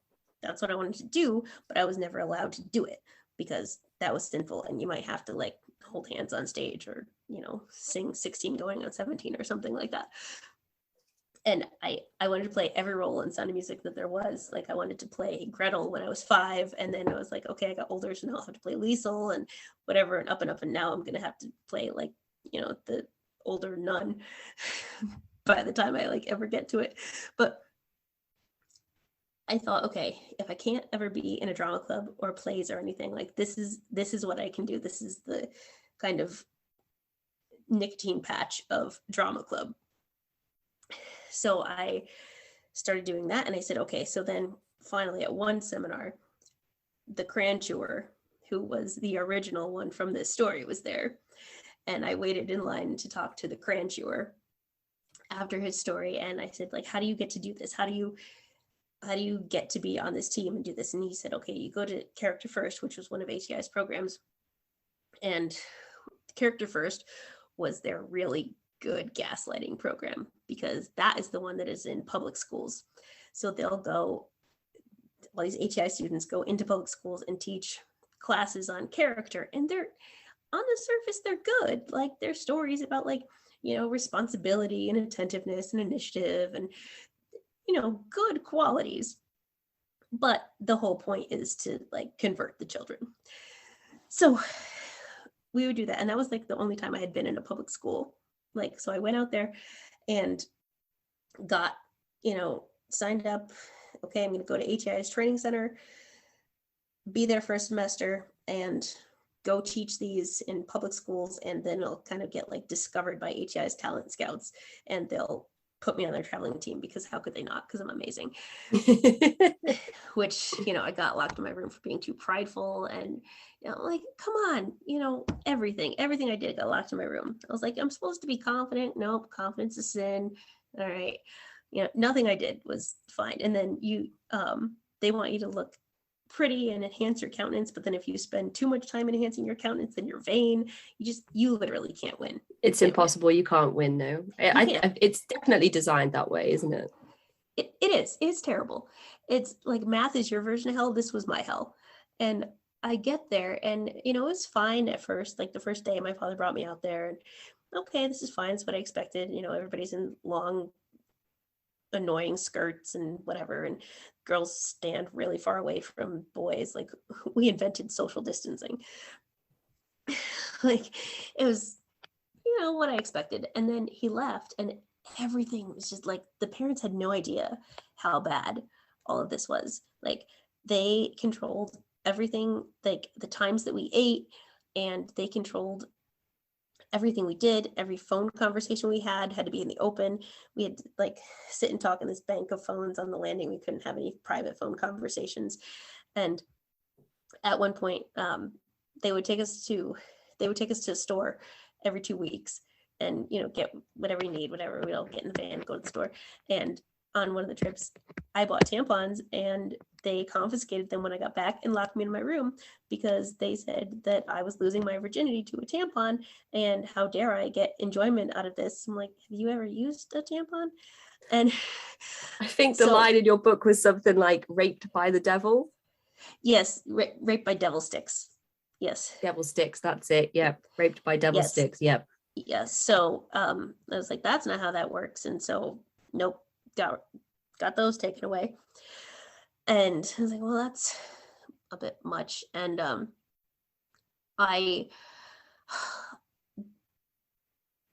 it should have been a red flag to some parents that when they would report kids leaving, like kids, like teenagers, like that they would call it escaping.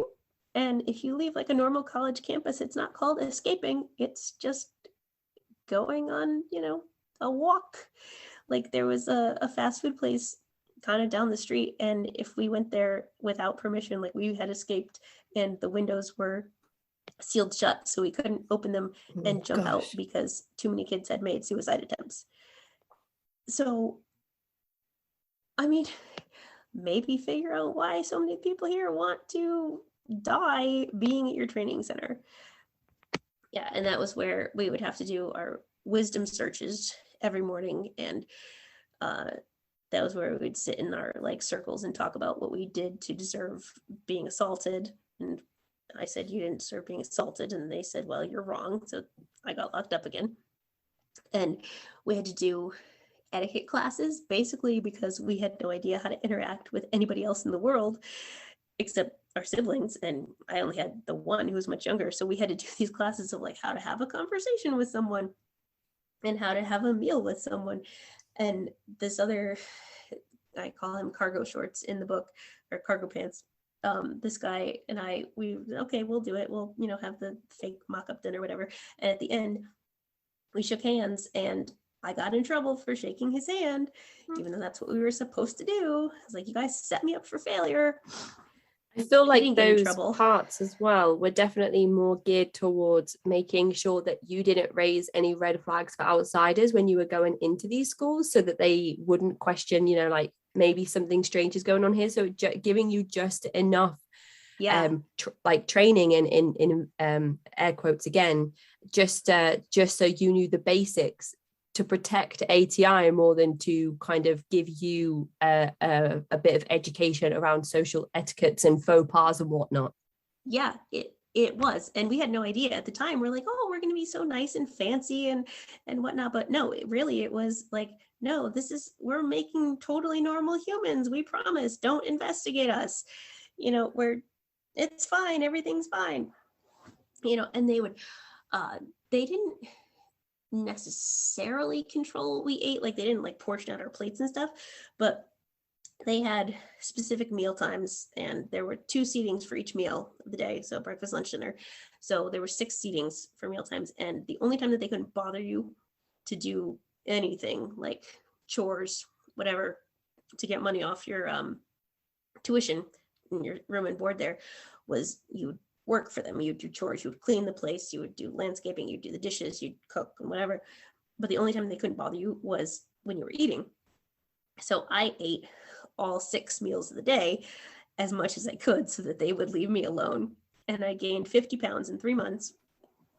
And then I had to get taken on like special trips to the store to buy more clothes because they didn't fit me. And then they had this like little snack shop thing at the training center where we could get, like, they had Starbucks there, which I'm really surprised they had Starbucks, because a lot of ATI, so this is weird, they were against Starbucks because of the symbol on it was demonic, because it was a siren who is demonic and encourages, tempts men or whatever, like and mythical creatures, and like a circle is the devil's favorite shape. I don't know, it was like insane. But they had these Starbucks things there, and we're like, don't question it, it's caffeine, shut up. So that once I gained a bunch of weight, they closed the snack shop for a week to punish everyone. And so then everyone was mad at me for doing that, and got the snack shop closed. So that was great. And they would make sure we weren't eating too much sugar, because they would do bathroom checks, and they would come in and check to see, like, after we'd use the bathroom, if it would sink or float. And if it floated, you got in trouble for having too much sugar or not enough fiber in your diet. That was a weird thing to. How is that? So your clothing, your diet, your times of eating, everything is monitored, and now your bowel movements are basically being monitored as well. Yep. And if it floated, you were in trouble, and you got a heart check, and you had to like eat more fiber. What? They looked at your stools? Yes. Oh my goodness. Did they watch you take a shit? Like, no. Oh my goodness, I love you. No, you just had to like get one of the leaders and like be like, hey, come here before I flush this. Like, yeah. Yeah. Like, usually after I've been to the toilet and I've, wiped, there's toilet paper on top. So do you have to call them in before you even? No. Yeah. Yeah. You have to be like, okay, here, and like make sure it doesn't float. Yeah. Oh my goodness. That reminds me of like working with individuals who are in supported living, and there's this thing, and it's a chart, and there's numbers and different pictures of different stalls, and sometimes they look like little Maltesers, and you're supposed to write they were a 7 on the stool chart, or something. But that's because those people may have needed a change in their diet that they didn't recognize they needed. Right. Oh my goodness, this is wild. This was just standard. And they didn't do it at our church, but some of my friends' churches would do this. Oh my like gosh, they would so have there somebody was like literally posted in the bathroom, like near all the stalls, and would like monitor them. So there was no autonomy whatsoever, not even with like privacy to use the bathroom. Oh my goodness. Did you have like doors on the bathroom stalls? Oh yeah, we had doors, and there was like in our room, it was like a full private bathroom, like with shower, and like it was a closed door, but you just had to like be honest and go get someone.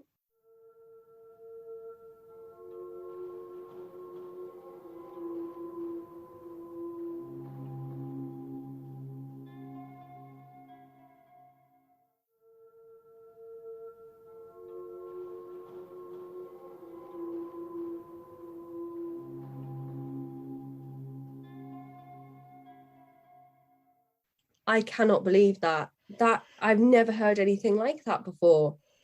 Yeah, but they're not a cult, because they said they weren't.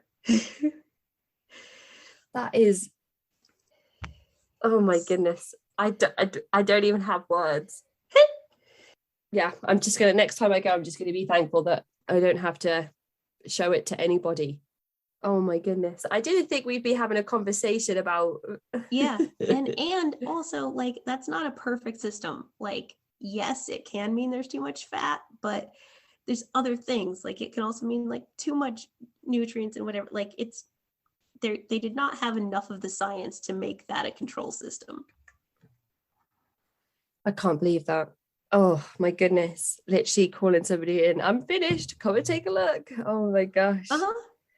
And I'm glad I never had that job. Like, I didn't have to be the checker. Yeah, I was just thinking as well. I was just thinking, like, imagine having that job. Like, people sometimes people had the job of washing L. Ron Hubbard's shirts like 6 times Uh-huh. because he like was so meticulous and paranoid with things about poison and sensitive skin with detergents. So he would like make people wash his shirt 6 times in 6 different buckets of water. And also like Bhagwan Sri Rajneesh, who would have like head sniffers, which is what Nicola Ranson told us about when she went to stay in his ashram in India, where people would actually smell. They were designated head sniffers to make sure that there weren't certain shampoos and conditioners being used because of Bhagwan Sri Rajneesh's sensitivity to certain scents. And Oh, wow. imagine being assigned the job of going to be like the stool Yep. stalker. Yep. Did it? Yeah, the stool stalker. That's gonna be my next book. That is, oh my goodness. Well, I'm glad that we can still find humor in some of these experiences, because it's not I actually mean, you funny have that you to. have to ask somebody to come and take a look at what you've produced through your Yeah. intestines and And into then, the I toilet mean, bowl. so many of us got like GI problems and stuff. Like I had, I mean, before that, even like I got a small bowel obstruction when I was like 12. And, people are like, oh, you gotta get your colonoscopy when you're 40. I'm like, I've had two already when I was 18, because like I've had so many issues, because like they would tell you, like you have to be like perfect for your husband. And if like you smelled too bad, like you were never gonna get married, and like you couldn't like poop if your husband was home. So I was just like, no, okay. And like I used to get timed in the bathroom, because like if I took too long, nobody was ever gonna marry me, nobody was ever gonna love me. So like I just stopped going to the bathroom and ended up with an obstruction.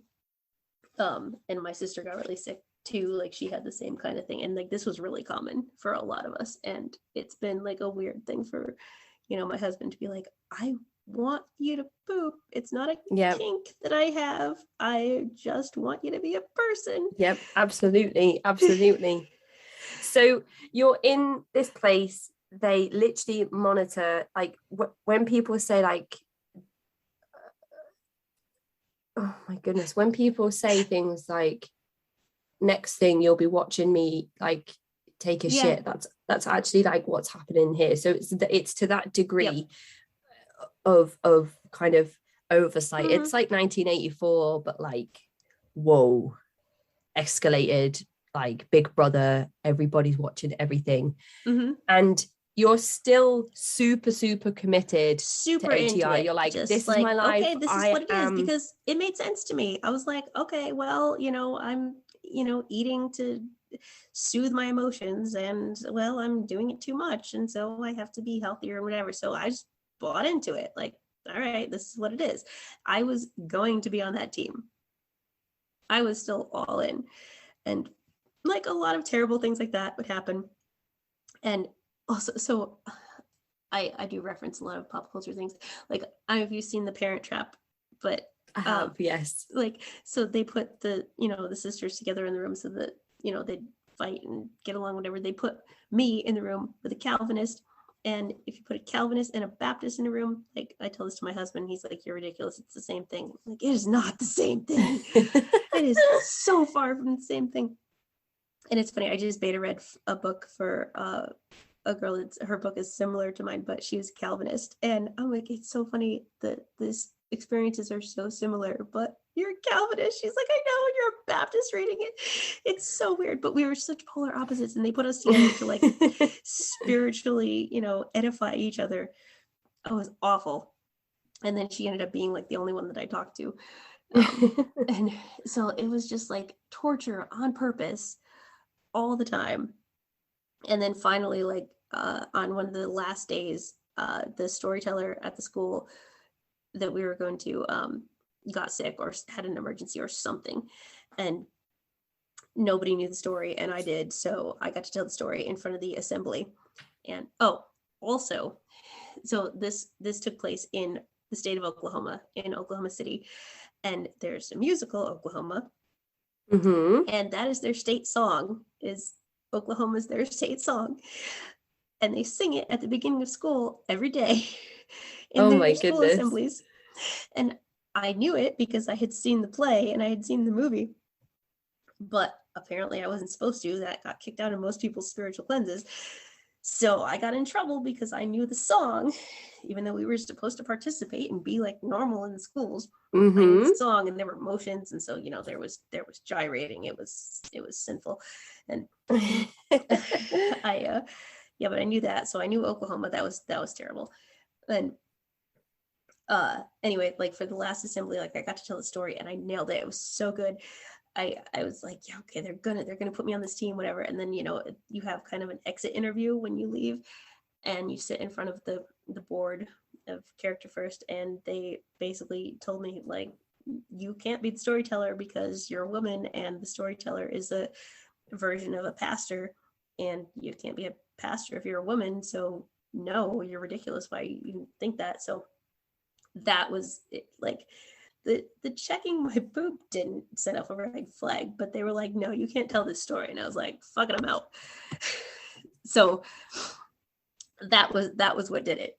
It was like, no, I need to do this. I need to be able to talk and to tell stories. So so I went home, and then I was like completely broken up about it. Like, what am I going to do? This was like all I've worked for my entire life. This is all I've ever wanted. And then at the same time, I had been like living with my grandma and taking care of her because she had gotten sick, and like volunteering at the hospital, and then eventually becoming an EMT. And then so at the same time, I was starting to be an EMT. So I kind of got more into that. And then I was going to go to Hyles Anderson College, which is not ATI, but is very fundamental Baptist adjacent. So big overlap. So I was going to go to that college, and, I was going to go marry a missionary because I didn't want to marry a pastor, because I could marry a missionary and then I could get to study geography. So I could get extra education if I was going to marry them, and I could learn another language. You couldn't, go for anything like pastor or missionary yourself because you're a woman, but basically you're going to get your MRS degree. Oof. They also had a degree in marriage and motherhood, like an actual degree in it. Wow. Oh my goodness. Even though like I wrote in my diary a bunch, like, I hate feminists are the devil, like I was too feminist for the marriage and motherhood degree. Oh my old diaries are so cringy. It's terrible. And so I was getting ready to go to there, and I was friends with a girl from the church that I went to. She was going to go to the college with me. We were going to be roommates. It was going to be great. And they called, to get everything. I got accepted, which basically you just have to be like over 12 and a virgin to get admitted to the school, and fine. So they called to make sure they had everything in order, and my family didn't have a lot of money. So they said, okay, what are you going to do for work scholarship stuff? And I said, well, there's an ambulance station like right next to the school. So I'm going to apply there and work there as an EMT and pay my way through school. And they said, no, you're not, because that requires you to wear pants, and that is not an approved female job at this school. So you can't work there. You can be a secretary, you could be a telemarketer, you could be a church cleaner, but you can't be an EMT. And I said, well, I'm not doing that then. So I rescinded my application and applied to paramedic school instead. And that was like my big downfall. That was the big falling out. And that friend who was supposed to be my roommate also dropped out because I wasn't going. So then her parents were mad at me, and then the school kept calling me. And it's funny, my friend who hosts the other podcast, she was wondering if she had ever been one of the ones who called me to come back to that school and tell me that I was a sinner, because she used to do that. So it's like full circle. That was hilarious. But it turns out I'm a little older than her, so she wasn't one of the ones who called me to tell me that I was... that part of the book was so interesting, where people were just like hounding you, like, oh yeah, what a sinner, what are you doing, come back, you can't hold a man's position. I just thought that part was so interesting. Constantly. And then like the people who would visit the church, they would like, say it to me in person, and they would just get in my face and tell me, that like I was backslidden, and that I was like the devil had his hold on me, and they would like lay their hands on me to like pray the devil out of me. And then even worse was that I was the reason that this friend didn't go to that college. So then she came out as a lesbian, and then that was my fault because that was, I led her out of this college, and then obviously like I led her into this path of sin and destruction, and like, so I got blamed for that. I had nothing to do with that at all. And it was horrible. They just like tormented us. Mm-hmm. Well, you could kind of flip that on its head and say that you kind of helped that person to realize their identity perhaps didn't fit inside ATI, and so she wasn't in ATI, but she was fundamental Baptist, but also homeschooled. But yeah, well, she and I kind of like friend broke up since then. Like we don't talk anymore. Yeah, that was kind of that situation kind of sucks. But perhaps because you were like, well, I'm going to have this manly position, so I guess I just won't attend here. And your decision to walk away made that person realize that she had the choice to do the same. So obviously you're not responsible for changing her sexuality. She didn't really want to go there anyway. Well, maybe your choice kind of gave her permission to do the same. I think sometimes it just takes one person to make that first really scary leap of faith for everybody else to realize that there's the opportunity for them to do the same. I think that all the people who called me would argue with that was not a leap of faith. Yeah, maybe that was the wrong choice of words for that was the exact opposite of what we did. No, we jumped into the miry pit of temptation. Oh my goodness. This, yeah. And so your life here, when you make this decision and you go to do you enroll in further education, and you don't succumb to the pressure or the guilt or the barrage that's coming from you, from family, friends, your community that are supposed to love you unconditionally, but of course it's conditional upon you remaining a devout and active member of that community. Do you feel like you may suffer the consequences spiritually of making these decisions at this point, or had you already snapped? Right. Like terrified, because you don't just turn it off and just leave and walk away. All of a sudden it's called deconstructing for a reason, because everything is like unbuilding these building blocks, and you don't know which one is going to come out at which time, and they're still coming out. I mean, that was when I was 18 and I'm 34, and there's still like things. So last week, like I said, like they got really sick, and then I got really sick. And so I was taking like Dayquil and NyQuil and stuff like normal, but I haven't taken it in a very long time. And I got such weird side effects. Like I am terrified to take it ever again, like cognitive side effects. Like I was like testing the house for like carbon monoxide poisoning. Like it was scary. Wow. And it was so weird. And so I was having these like terrible nightmares, like really, really bad, like worse than I've ever had. And I'm on medication for nightmares, and this was worse than ever. And like I've been sitting there like trying to tell my husband about it, and I'm like, it's not okay. And then I finally, like, it clicked in my brain that dreams are not prophecies. But I never like made that connection before last week, that like, okay, just because I dreamt this doesn't mean it's going to come true. It doesn't mean I'm going to do this. Wow. It's not oh my goodness. a prophecy. But all my life, that's what I knew dreams to be, is this is going to happen. So that's why like I'd be terrified of my dreams. And that sounds like such a ridiculous thing to say out loud, like, oh, I was scared of this dream.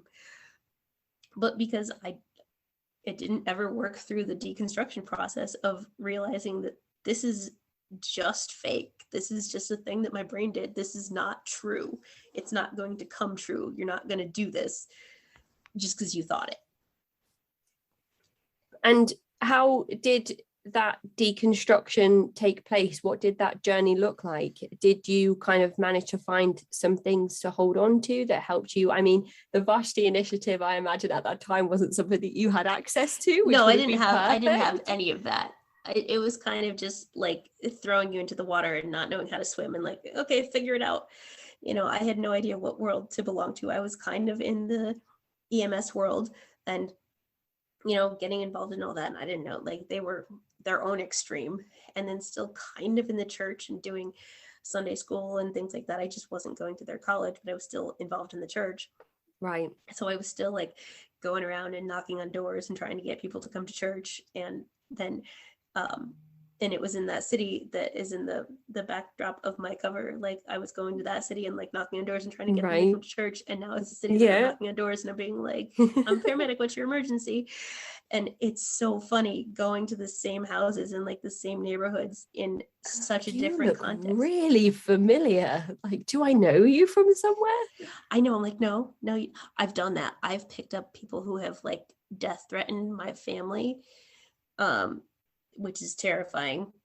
Like, there's some psychopaths in like the church that we left, and they've like called and left threatening messages, and they're terrifying, and there are very bad people, and I've picked them up, and I'm like, don't see who I am, don't see who I am. And my partners will say like, what is the matter, why do you know this person? I'm like, we were in a cult together, can you just let me drive?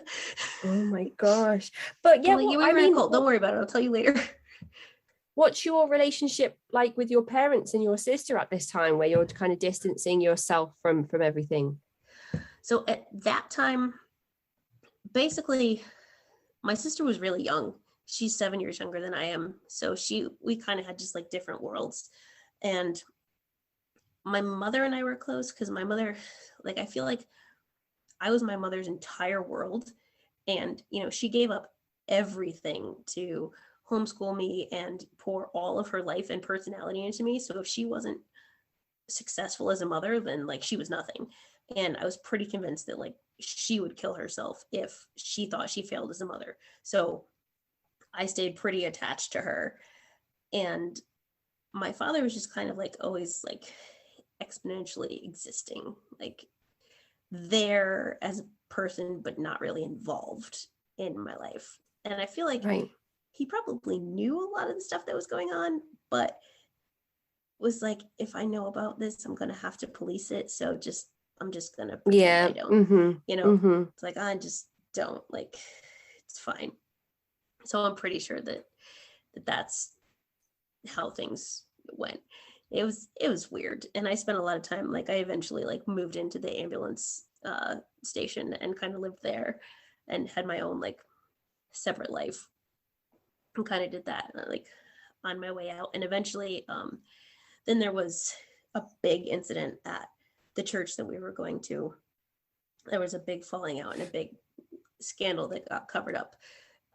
And it was really, really bad. And I couldn't stay there after that. So I left. That was really terrible. There's still like tertiary effects from that. But that's when I kind of had, I didn't go back to church after that, but I was still able to separate kind of like faith from church, that like God didn't hurt me, these people hurt me. Like, and everything that happened at the church was done by people, like none, and it wasn't God doing any of that. It wasn't the Bible doing any of that. It was this human. So, I didn't, like, a lot of people who have left are atheists now, and I'm not, but like, I still would label myself as a believer, but I don't say I'm a Christian, because I feel like Christians have ruined that for people. Like they've ruined their own name. So I don't want to be associated with them. But, it just, like, now being at the point where I get to make up my own mind, it's kind of terrifying. Of like, what do I actually think?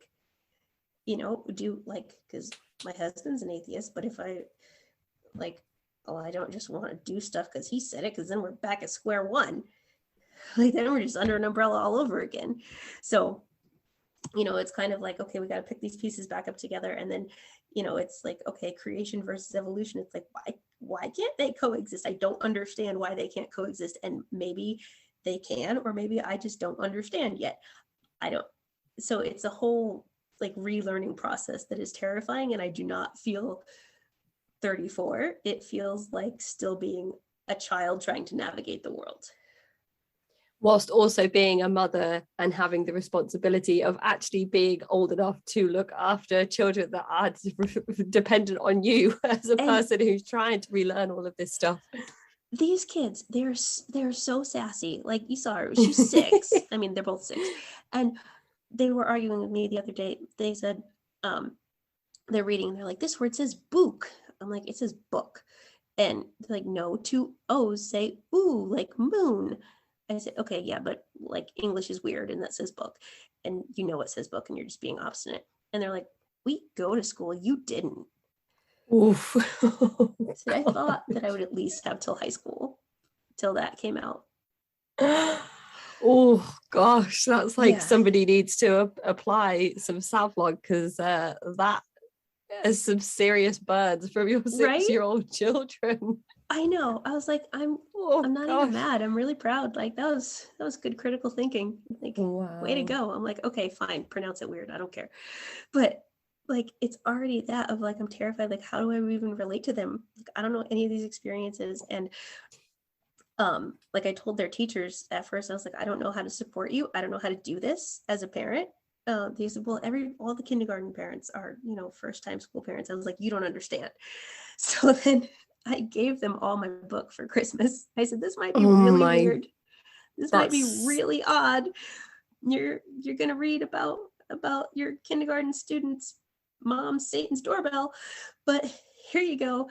And they loved it, and they were like so happy that they know that I genuinely appreciate them now. And and I think it's probably a resource for them as well. I mean, how many teacher training sessions will cover this type of thing? Social workers will probably find it really interesting and really helpful as well. I really feel like it is a tool in understanding people that have had these experiences, grown up in these insular communities, who may be struggling with parenthood because of these experiences, and now they're trying to support their children's journey through mainstream education when that they have absolutely no experience with themselves. I feel like that's why it's so incredibly important. And I really, really loved that part of your book that highlighted, like, these are all the things that you might not know. And if you didn't know this and you didn't know this, well, now you know, grab a bottle of wine or strap yourself in. And they probably did find it really helpful, really interesting, and will probably take parts of that book with them. And if they see things that might be a bit strange, or a parent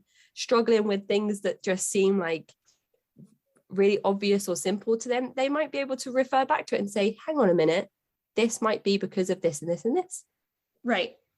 And then, they'll bring books home from school and they'll have, like information about rainbows. And then instinctively I'll be like, that's not what the rainbow is. And my husband will be like, that the rainbow is made by like the way that light reflects the rain, right? Like, yeah. Right. The book's fine. Yep, that's fine. But that's also the beauty of it. You're going through the journey with your children as they experience it. You're experiencing it at the first time. And of course, it probably comes as a double-edged sword, because you are trying to support your children, not sure if it's the right way to do it. I'm not sure if anybody knows, but in your situation, there's all these added elements and extra layers to consider. But then also you're probably thinking, every time your children come home and they're like, oh, we've got so-and-so's birthday party and we have all of these things, and kids' social calendars are like much more exciting than ours as adults and parents. And you probably have to battle with that internal, maybe jealousy or anger or grief of mourning that childhood that you didn't get, and then also hoping that you can do better than your parents and your grandparents and all of the predecessors and people that came before, in trying to not mess your children up in the way that you were messed up, but then obviously mess them up in a completely different way, because that's just what parents do. I know that I'm going to mess them up, and then I'm trying to not overcorrect for my trauma, and like, no, you're not allowed to do that. So like the one that came in, like, she's got this big long dress on, although there's science all over it. She's got constellations on her dress because we wear science. But she likes to go through in my mother's basement and get all my old dresses and like my prairie stuff and my long dresses and stuff. And she loves that. She loves to dress like I used to dress. And for me, that's so traumatic.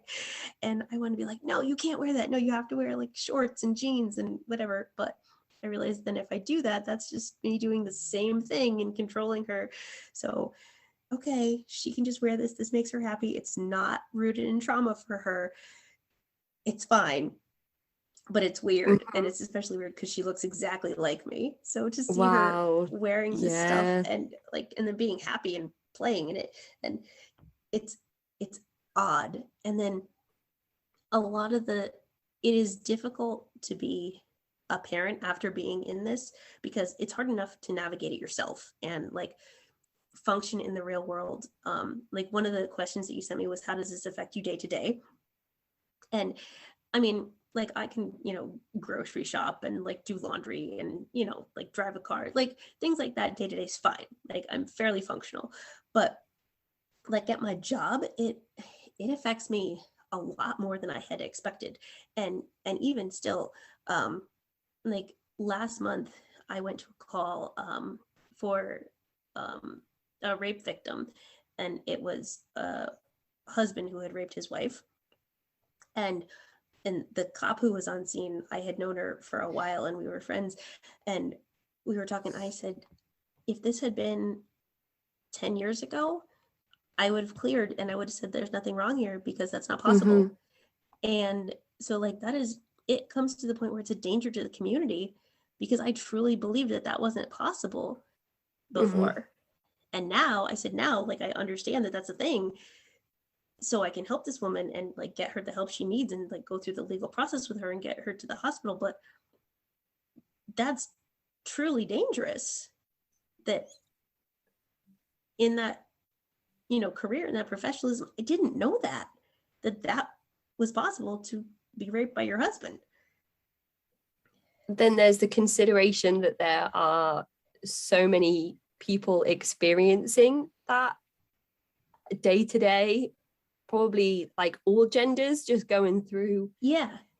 And there's no protection for them, and there is nothing to help them, and they probably either internally blame themselves or are being externally blamed for those things. If the husband is acting out, the anger issues are because the woman is not submissive enough, or she's not practicing her religion in the way that she should, or sticking to the guidelines in the way that she should. So because she's responsible for her husband's success and happiness.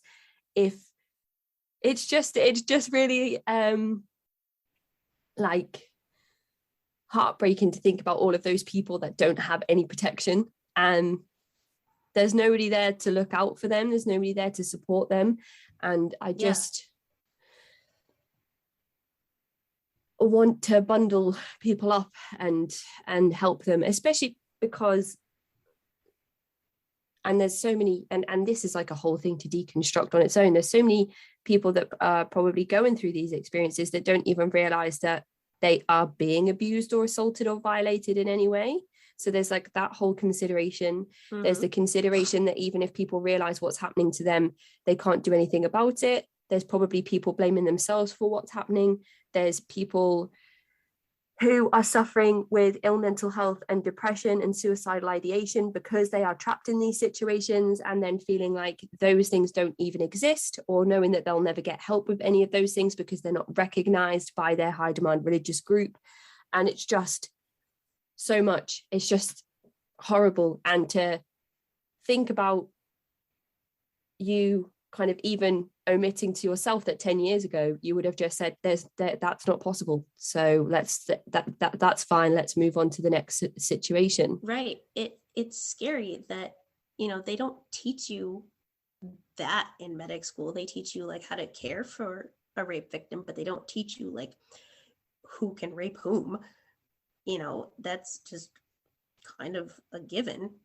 But it wasn't for me. They taught us specifically that a husband couldn't rape a wife because that was her job. And that, in that moment, like being on that call, like terrified me that, I'm the highest level there and I was the helper. And for the helper not to know that that's dangerous, like that terrified me. So, day to day things that's probably not most people's day to day, but that's my job. And did you speak about that revelation with the police officer, and what was her response? Yeah. I mean, because we know each other, and so we were chatting back and forth about that, and she was saying, yeah, like a lot of people don't report it because they blame themselves and whatever, but it's kind of a new level for people to be on my end and be like, no, that's not a thing. But I'm very glad that I didn't tell her that it was not a thing, and it was completely serious, and we handled it very seriously, but and got her out of the situation and whatever. But I was glad that officer was there, who also knew what my background was, and I was like, no, this is, now I'm real mad about it, and now let's fix this. But there's so many ramifications that you just don't even think about it.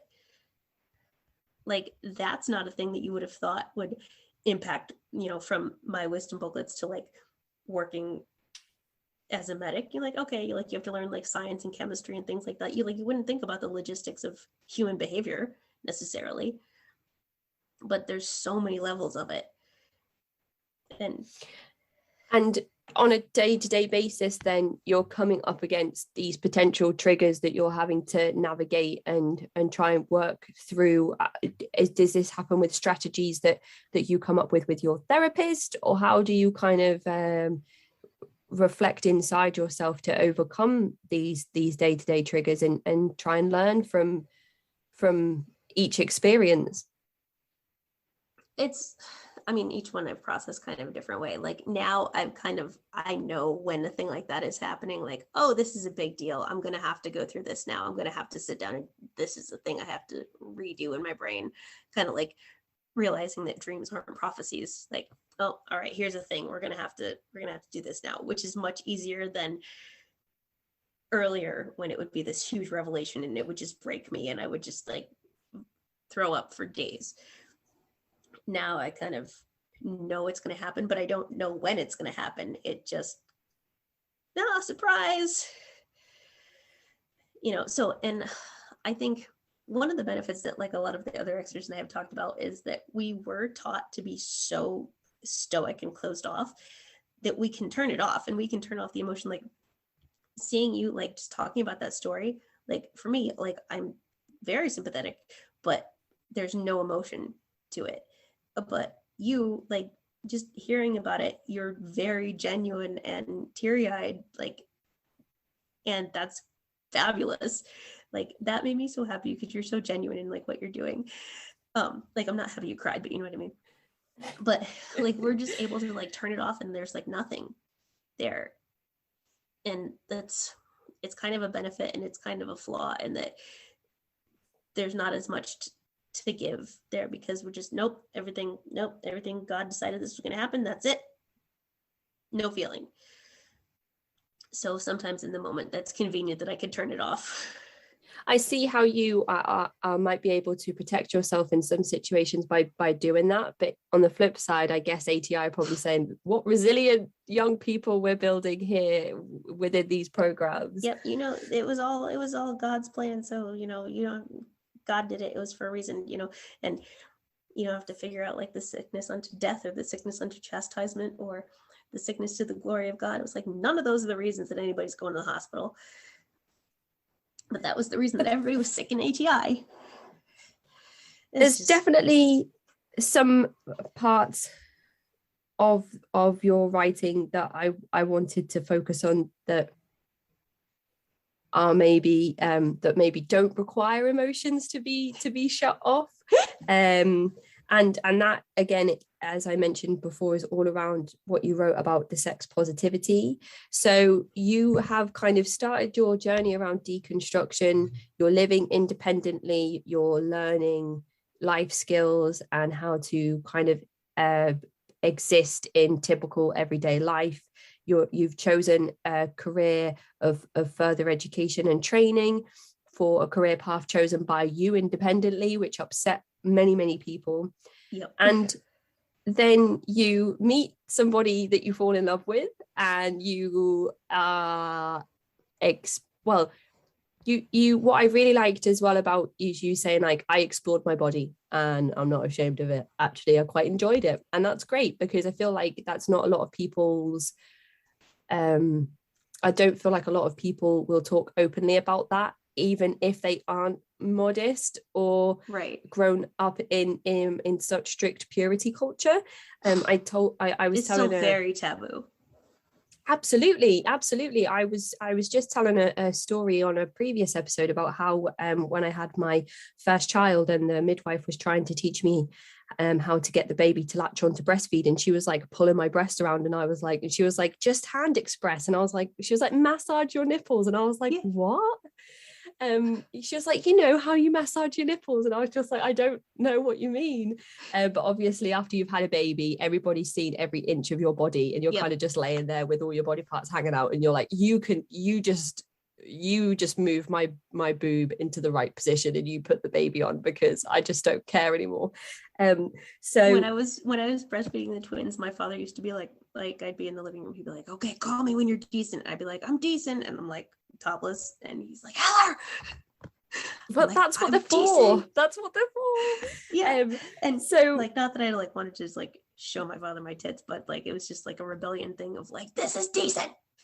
Your grandchildren. And yeah. I mean, with twins, I was basically topless for 2 years. Like, I swear, I just like sat there and put them in the baby carrier, and I would just like lay back in the chair and be like, okay, eat whenever you want. It was like an all-you-can-eat buffet. Like, latch whenever you must you feel have like produced so much milk as well, because they tell you when you have one child to one baby to kind of offer them awful. both sides. I and make literally sure quit full-time to breastfeed. Like, I worked full-time and then I dropped to part-time just to breastfeed because I didn't want to wash bottles. Like, I'm very lucky that I was able to do it, but that was a whole traumatic experience. But like when I was working full-time, I would like lay there and like feed one and sleep for half an hour and like feed one, and then my mother would come and like wake me up, take that baby, I'd roll over, feed the other baby. Like, my mother would take that one. Oh my like, goodness. I felt like a farm animal. You feel like that with just one as well. So with two, I can't even imagine. Like, you must have just been like bringing your milk in constantly, just refilling. I timed all it one day time. Between like breastfeeding and pumping. It was 19 hours a day. I was like, this is literally all I do. Oh my gosh, that's because wild. One would sleep and the other would sleep, and then like they didn't eat at the same time, and like I would sleep. I just think, okay, fine, have some. That sounds like, so hard. It was ridiculous. I think somewhere there's a picture of me like driving the ambulance with the lights and sirens with like the hands-free pump on. But all of that kind of aside, the breastfeeding and the body positivity around being like, well, I am decent, so you can just kind of be in my presence while I feed my children. There's a lot in that chapter around sex positivity as well, understanding our bodies, exploring our bodies, enjoying sex, knowing that women can actually enjoy sex and they're not just slaves to their husband's whims and wishes, and that women's bodies aren't there just to be used to make sure that the husband can be satisfied and successful because they have had their all of their desires fulfilled by their obedient wife. Like in career successful, not successful in like yes the end, like successful in that he couldn't be good at his job or get a promotion if he wasn't satisfied at home. Yeah, like absolutely. If somebody was failing in their ministry or somebody was failing at work, it was because his wife wasn't putting out enough. Like, that was always what it was blamed on. There is a part in the book as well where you said if somebody got a promotion or did really well in work, then there'd be whispers around, but everyone's like, oh well, she must have learned a new trick. Yep. Like that as well. Always. Yep. Well, we know what she did. Yep. But when you fall pregnant with your twins and you tell your parents, that's when they kind of just say, we wash our hands of you for a little while. My father didn't know what to do. So I was married before. So I got married first, and then I was married for 14 months, and then he decided he didn't want to be married, and fine. Like, I'm glad that we got divorced. I don't have any regrets.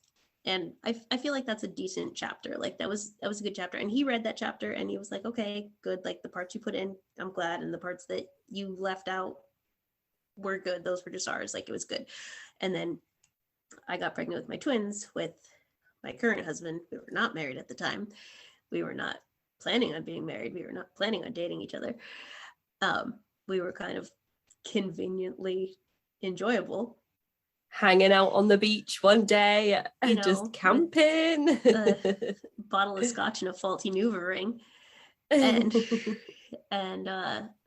yeah, so then my mother was excited because she didn't think that she'd have grandkids because I'd already lost a bunch. And my father didn't know if he was going to accept the children or not. And oddly enough, the pastor of the church that I had left told him, like, it's not the children's fault and it's not up to you to accept these people as humans. Don't know where that came from, but now it's like the tables have completely turned because now I'm my children's umbrella and my father doesn't have an umbrella over them. So even though like we're out of it, the dynamics still kind of work to my convenience. And so my father is in now the chain of council, which doesn't have any umbrellas. They're just kind of like off to the side, and I'm the authority. So he will follow my direction and do what I want with my kids. So it was a discussion for a while over like whether he was going to be able to see them and like how that was going to go. And and then it's big for me that like I don't want to tarnish my kids' view of anybody, and so I'm like I don't have a great relationship with my father at all. We just kind of exist in the same space sometimes. Yeah. But my kids like him, and like I don't want to ruin that for them. Like no. And like my husband and I talked about like whether we were going to allow the kids to go to certain people's houses and whatever, and we decided like the person isn't dangerous, they're just a jerk, but they're not necessarily dangerous. And like my father knows like not to discuss like any of his ideologies with them, and my kids will say things and like he doesn't contradict anything that we've taught them. Like, so he really has taken your boundaries on board and is respecting them. It's amazing. You can see him like physically cringe. Like, I mean, I bet it's a lesson for him day after day, just as it is for you then in that sense. It's weird. It's very weird to see him interact with my kids. Like last year, they were looking for Easter eggs and he goes, "Oh, the Easter bunny's really tricky at hiding, isn't he?" And they go, "Grandfather, have you met the Easter bunny?" And he goes, "No." They're like, "Well, then why would you assume the Easter bunny is gender identity?" And like, I didn't even notice that he called the Easter bunny he, and they did. And then he just was goodness. Like, I can't. He's like, Judy. So sassy, like, so sassy. They're sassy, but they're serious because like my sisters-in-law are transgender, and so they know, like, they're very familiar with like identity and everything, and they're just respectful of pronouns. And so which is important, I feel, for children growing up, so that they understand that they have autonomy as well, and they have choice, and that some parts of the world are progressive and people will feel included. And that's really, they are sassy, those two. They are. It's ridiculous. And that was last year as well, so they were 5 then? Yeah, they were 5. Oh, they're ridiculous. Yeah. And I'm so proud. So one last thing I wanted to really go over before we kind of let everybody know where they can find all of your stuff, and also to ask if you think there's anything we've missed, is to just read some of these commendations off the back of your book, which just made my day. So well, I didn't have any like official reviewers, so I just took what I had. I thought that this had been done on purpose in this way. You were like, I don't really need the endorsement of like official names and people. So I'm just going to ask my tattoo artist, who says, this book is a masterpiece. It doesn't suck. And I pray that her children find their way back to what's right. I don't understand how you can support her in what she says. Members of the church I left, to my mother. I just love these commendations on the back. They're like sarcastic reasons why people should read the book. Mm-hmm. And then at the bottom, there's actually a really wholesome one that says, I have followed your Instagram with trepidation, but I am amazed and in awe of what you have to say. Thank you for sharing your journey, and please keep opening our eyes. My former pastor's wife. I really loved that one. I thought that was great. And actually, she surprised me. She wrote a really nice review on Amazon too. And I think the title of it is like, she's not pitching a fit, because a lot of people thought that I was just writing this as like a really angry, rebellious kid who was like, I don't like the way that I was brought up, and I missed out on like going to concerts and stuff and like being like my friends. And so she read it and she wrote this like really heartfelt, very nice thing about like how I was genuine in it, and I'm not throwing a temper tantrum. I'm actually like, I want to help kids not be raised in harmful situations. I think she's right.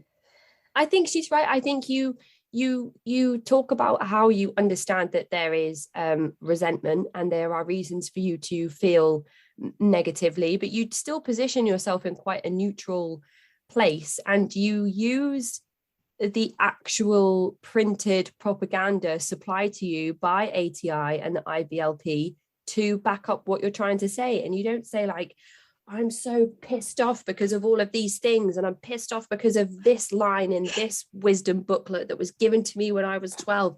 You just kind of say like, this is my experience, and this is why it's not okay for people like me to be in these situations. And I don't want other people to be subjected to the experiences that I had, which are listed here in detail. And this is why it's not okay for people to in 2022, even though everyone's been very homeschooling, weird. you do talk about that being triggering, the pandemic. You really do position yourself that well in the book, and I just think it's a resource, it's a tool. I think it's really witty. I really, really appreciated how it's so tongue-in-cheek. It some parts I found myself laughing out loud, and that's when I messaged you, like, your voice as a writer is incredible. It was one of the memoirs that I've enjoyed the most, because the humor kind of complemented the darker, more serious themes of the book. And it's so difficult to digest these experiences and to really kind of, especially if you have kids of your own, to kind of put yourself in that position and be like, imagine if this was my life, or imagine if this was somebody I know. And then the comedy comes in, and it's kind of like it uplifts it a little bit, which makes it easier to digest, but allows you to continue reading, which is the most important part, to get to the end. So you have the whole story, so you understand why these things are so important, why there needs to be so much change. And as you mentioned before, 5% of your book is being, I think is it 5% is going to, so it's a total of 15%, because there's 3 different nonprofits that that's each amazing. get 5. Yeah, so there's the Coalition for Responsible Home Education gets 5%, the Vashti Initiative gets 5%, and the Amish Heritage Foundation gets 5%, which it started off just being for Amish kids, but they worked with another friend of mine who was a writer, and they said that they'll help great. out any kind of kids in situations like this where there's been educational neglect. They don't have a GED, they don't have a way to, get a job, get a birth certificate, get any of these things, any of the educational resources, further education for their careers, whatever. So they'll help with that, and they work with support groups and legislature and moving things forward and kind of awareness stuff. So they each get 5%, and it may change like as things go on, and as I learn about different organizations, I may change it. But so far, and I was gonna give 10%, but I needed to make it 15% because I needed to make it not tithing. Yeah, of course. Yeah. And I mean, after all of the episodes that I've done on high demand religious groups, I mean, that's all that you really need to say on that for me to understand the whole 10% thing. So again, more ways in which you are protecting yourself from former experiences. So For people that have perhaps experienced extreme high demand religious settings or religious organizations, as opposed to religious church groups or congregations, for people that have experienced educational neglect, have suffered ill mental health, for people that have tried to divorce, not perhaps religion, but the religious affiliations that they have had tied to them from a very early age. What advice would you have for people who are trying to start this process of deconstruction in the same way that you did? Well, I mean, I don't know. I feel like nobody's journey is the same at all. And not to go too deep into it and like dive all in at once and go, okay, because that's what you're going to want to do, because that's what you're used to, is just go all in, but not do that and not jump into every bit of deconstruction pocket that there is, because still everybody's opinion is different. Everybody's still all over the place. And it's really, the biggest thing for me was to figure out what I thought of things, not because I'm very used to just taking whatever somebody else is telling me as truth. Like, okay, this is what I kind of think, and this is what they're saying about it, and okay, I'm going to believe all of that. Like, really just sitting back and figuring out what you yourself think about it, and then knowing where to get the help. So like, that's why I like the Vashti Initiative, because they have that support group and the people there who specifically know how to deal with these things. And therapy has helped me so much, and finding an actual therapist who knows how to deal with these specific issues is difficult. But bringing my curriculum in and bringing the materials in that I've had has helped a lot to say, like, this is what's happening in my brain. This is why I'm like this. Please fix this. Like, this is why this is traumatic for me. And then realizing that it's not all necessarily bad. Like, at first I was super anti-homeschool, and I was super like, this should never happen to anybody. But then realizing, like, no, it just needs to happen safely. And okay, how can this be a way that is still able to exist, but exist safely? And then this is kind of not really necessarily the answer to that question, but one that I wanted to say about like parenting now is that also on the like being raised just to be an ATI parent has now taken away my option to homeschool my kids. And my kids have asked that. They like, what if I don't like school? And like, some of my friends are homeschooled, some of them are. And they're like, well, can we be homeschooled? And I said, no, because I am not capable of doing that.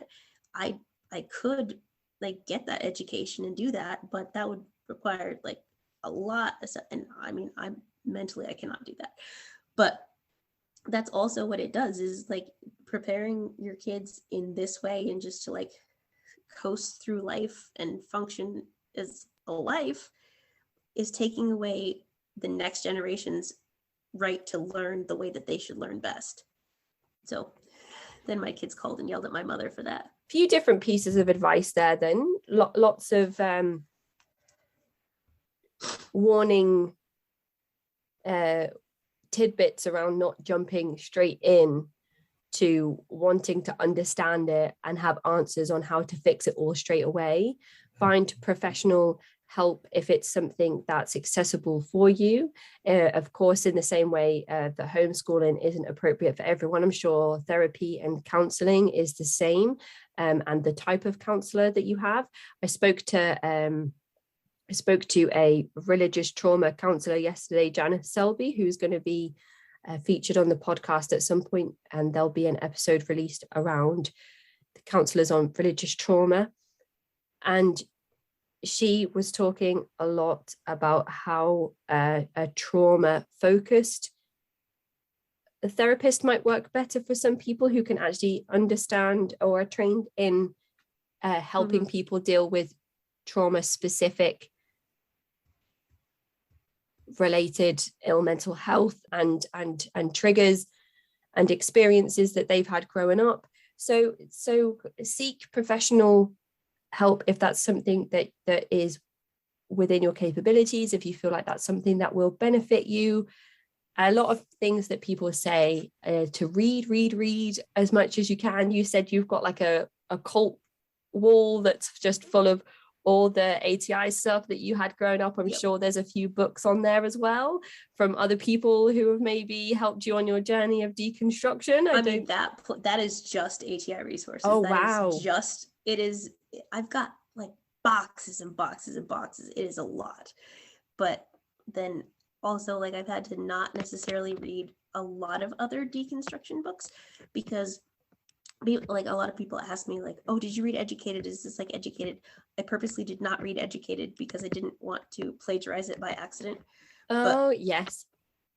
And then, but there's a lot of different ones. Like there's a lot of ones who, you know, are now atheists. There's a lot of ones who are differently involved in a church. And it's really finding out what you want because you spent your entire life being told exactly what you have to be and exactly what you have to do and believe. And then now you get to start over and you get to do it yourself and figure out what you actually think. So I think finding like an active support system, but not necessarily immersing yourself in deconstruction because it's overwhelming. That sounds, and you never know when it's going to happen.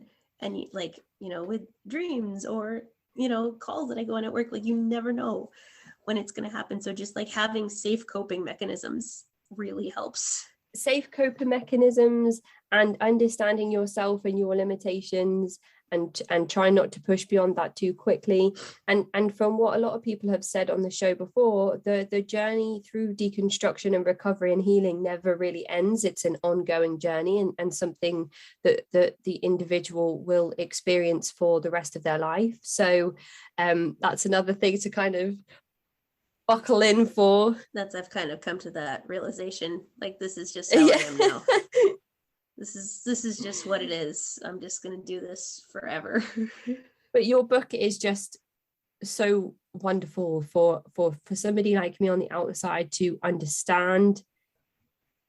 When somebody first said to me, you should cover ATI, you should cover IBLP, you should cover IFP, I was like, what does all of this mean? I really want to understand. We really like letters. The acronyms within this specific program was just really overwhelming at first, but your book goes through everything, deconstructs it for the reader, and then allows us to kind of go through your journey with you, but also understand like this is universal for everybody in ATI. These parts are what everybody adheres to, and this is how it affected me personally. So as I said before, you're backing up your experiences and your claims with actual written parts of training manuals, workshops, and all the other stuff that ATI provides, even things that are no longer in print that you have copies of or that your mum has copies of, which I also thought was a really interesting part of the book. But you know what's funny is that when I was writing this, I was looking up their application. Their application was freely available online. Now you have to request it.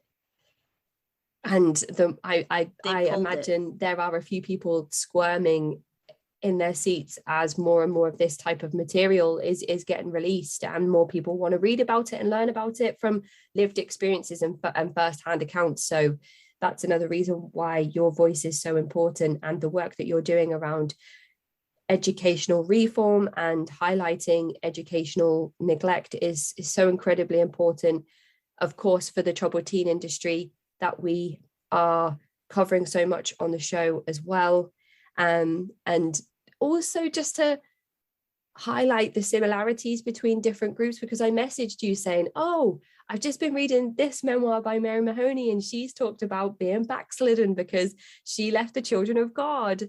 And you were like, I wasn't in the Children of God. I was like, oh no, the point I was making is that I hadn't heard of backslidden until I saw your Instagram handle at backslidden harlot. And now I've come across that term in Mary Mahoney's book. So it's a piece of biblical scripture that is used to define a certain type of woman. So I just thought that was really interesting to make that link in the same way that the umbrella analogy is used in more things than just ATI. So even in that sense of educating the reader on the similarities between different groups, highlighting cult-like methods of control so that the reader can better equip themselves against cult hopping or falling victim to one of these groups in the first place. So it's just a fantastic resource, intelligent, witty, very well written. And I really appreciated the opportunity to read it. So I don't know if there's anything you think we've missed out that's extremely prevalent that we should mention before we finish today. Before we take a picture together of us with your book. I don't know that there's ever been a human who has said more nice things about me ever in my life. Well, I don't know why. I mean, maybe I do know why after reading the book. Yeah, but... do you want to go over it again? I mean, you read the back, right? This is what people said about me. Hang on, wait. I don't want to be seen as trying to inflate your ego or make you prideful or any of those things. So, I hope I'm not going to be. Repent now. I'm going to be so prideful. I mean, there's a few things I had on my list that we haven't gone over.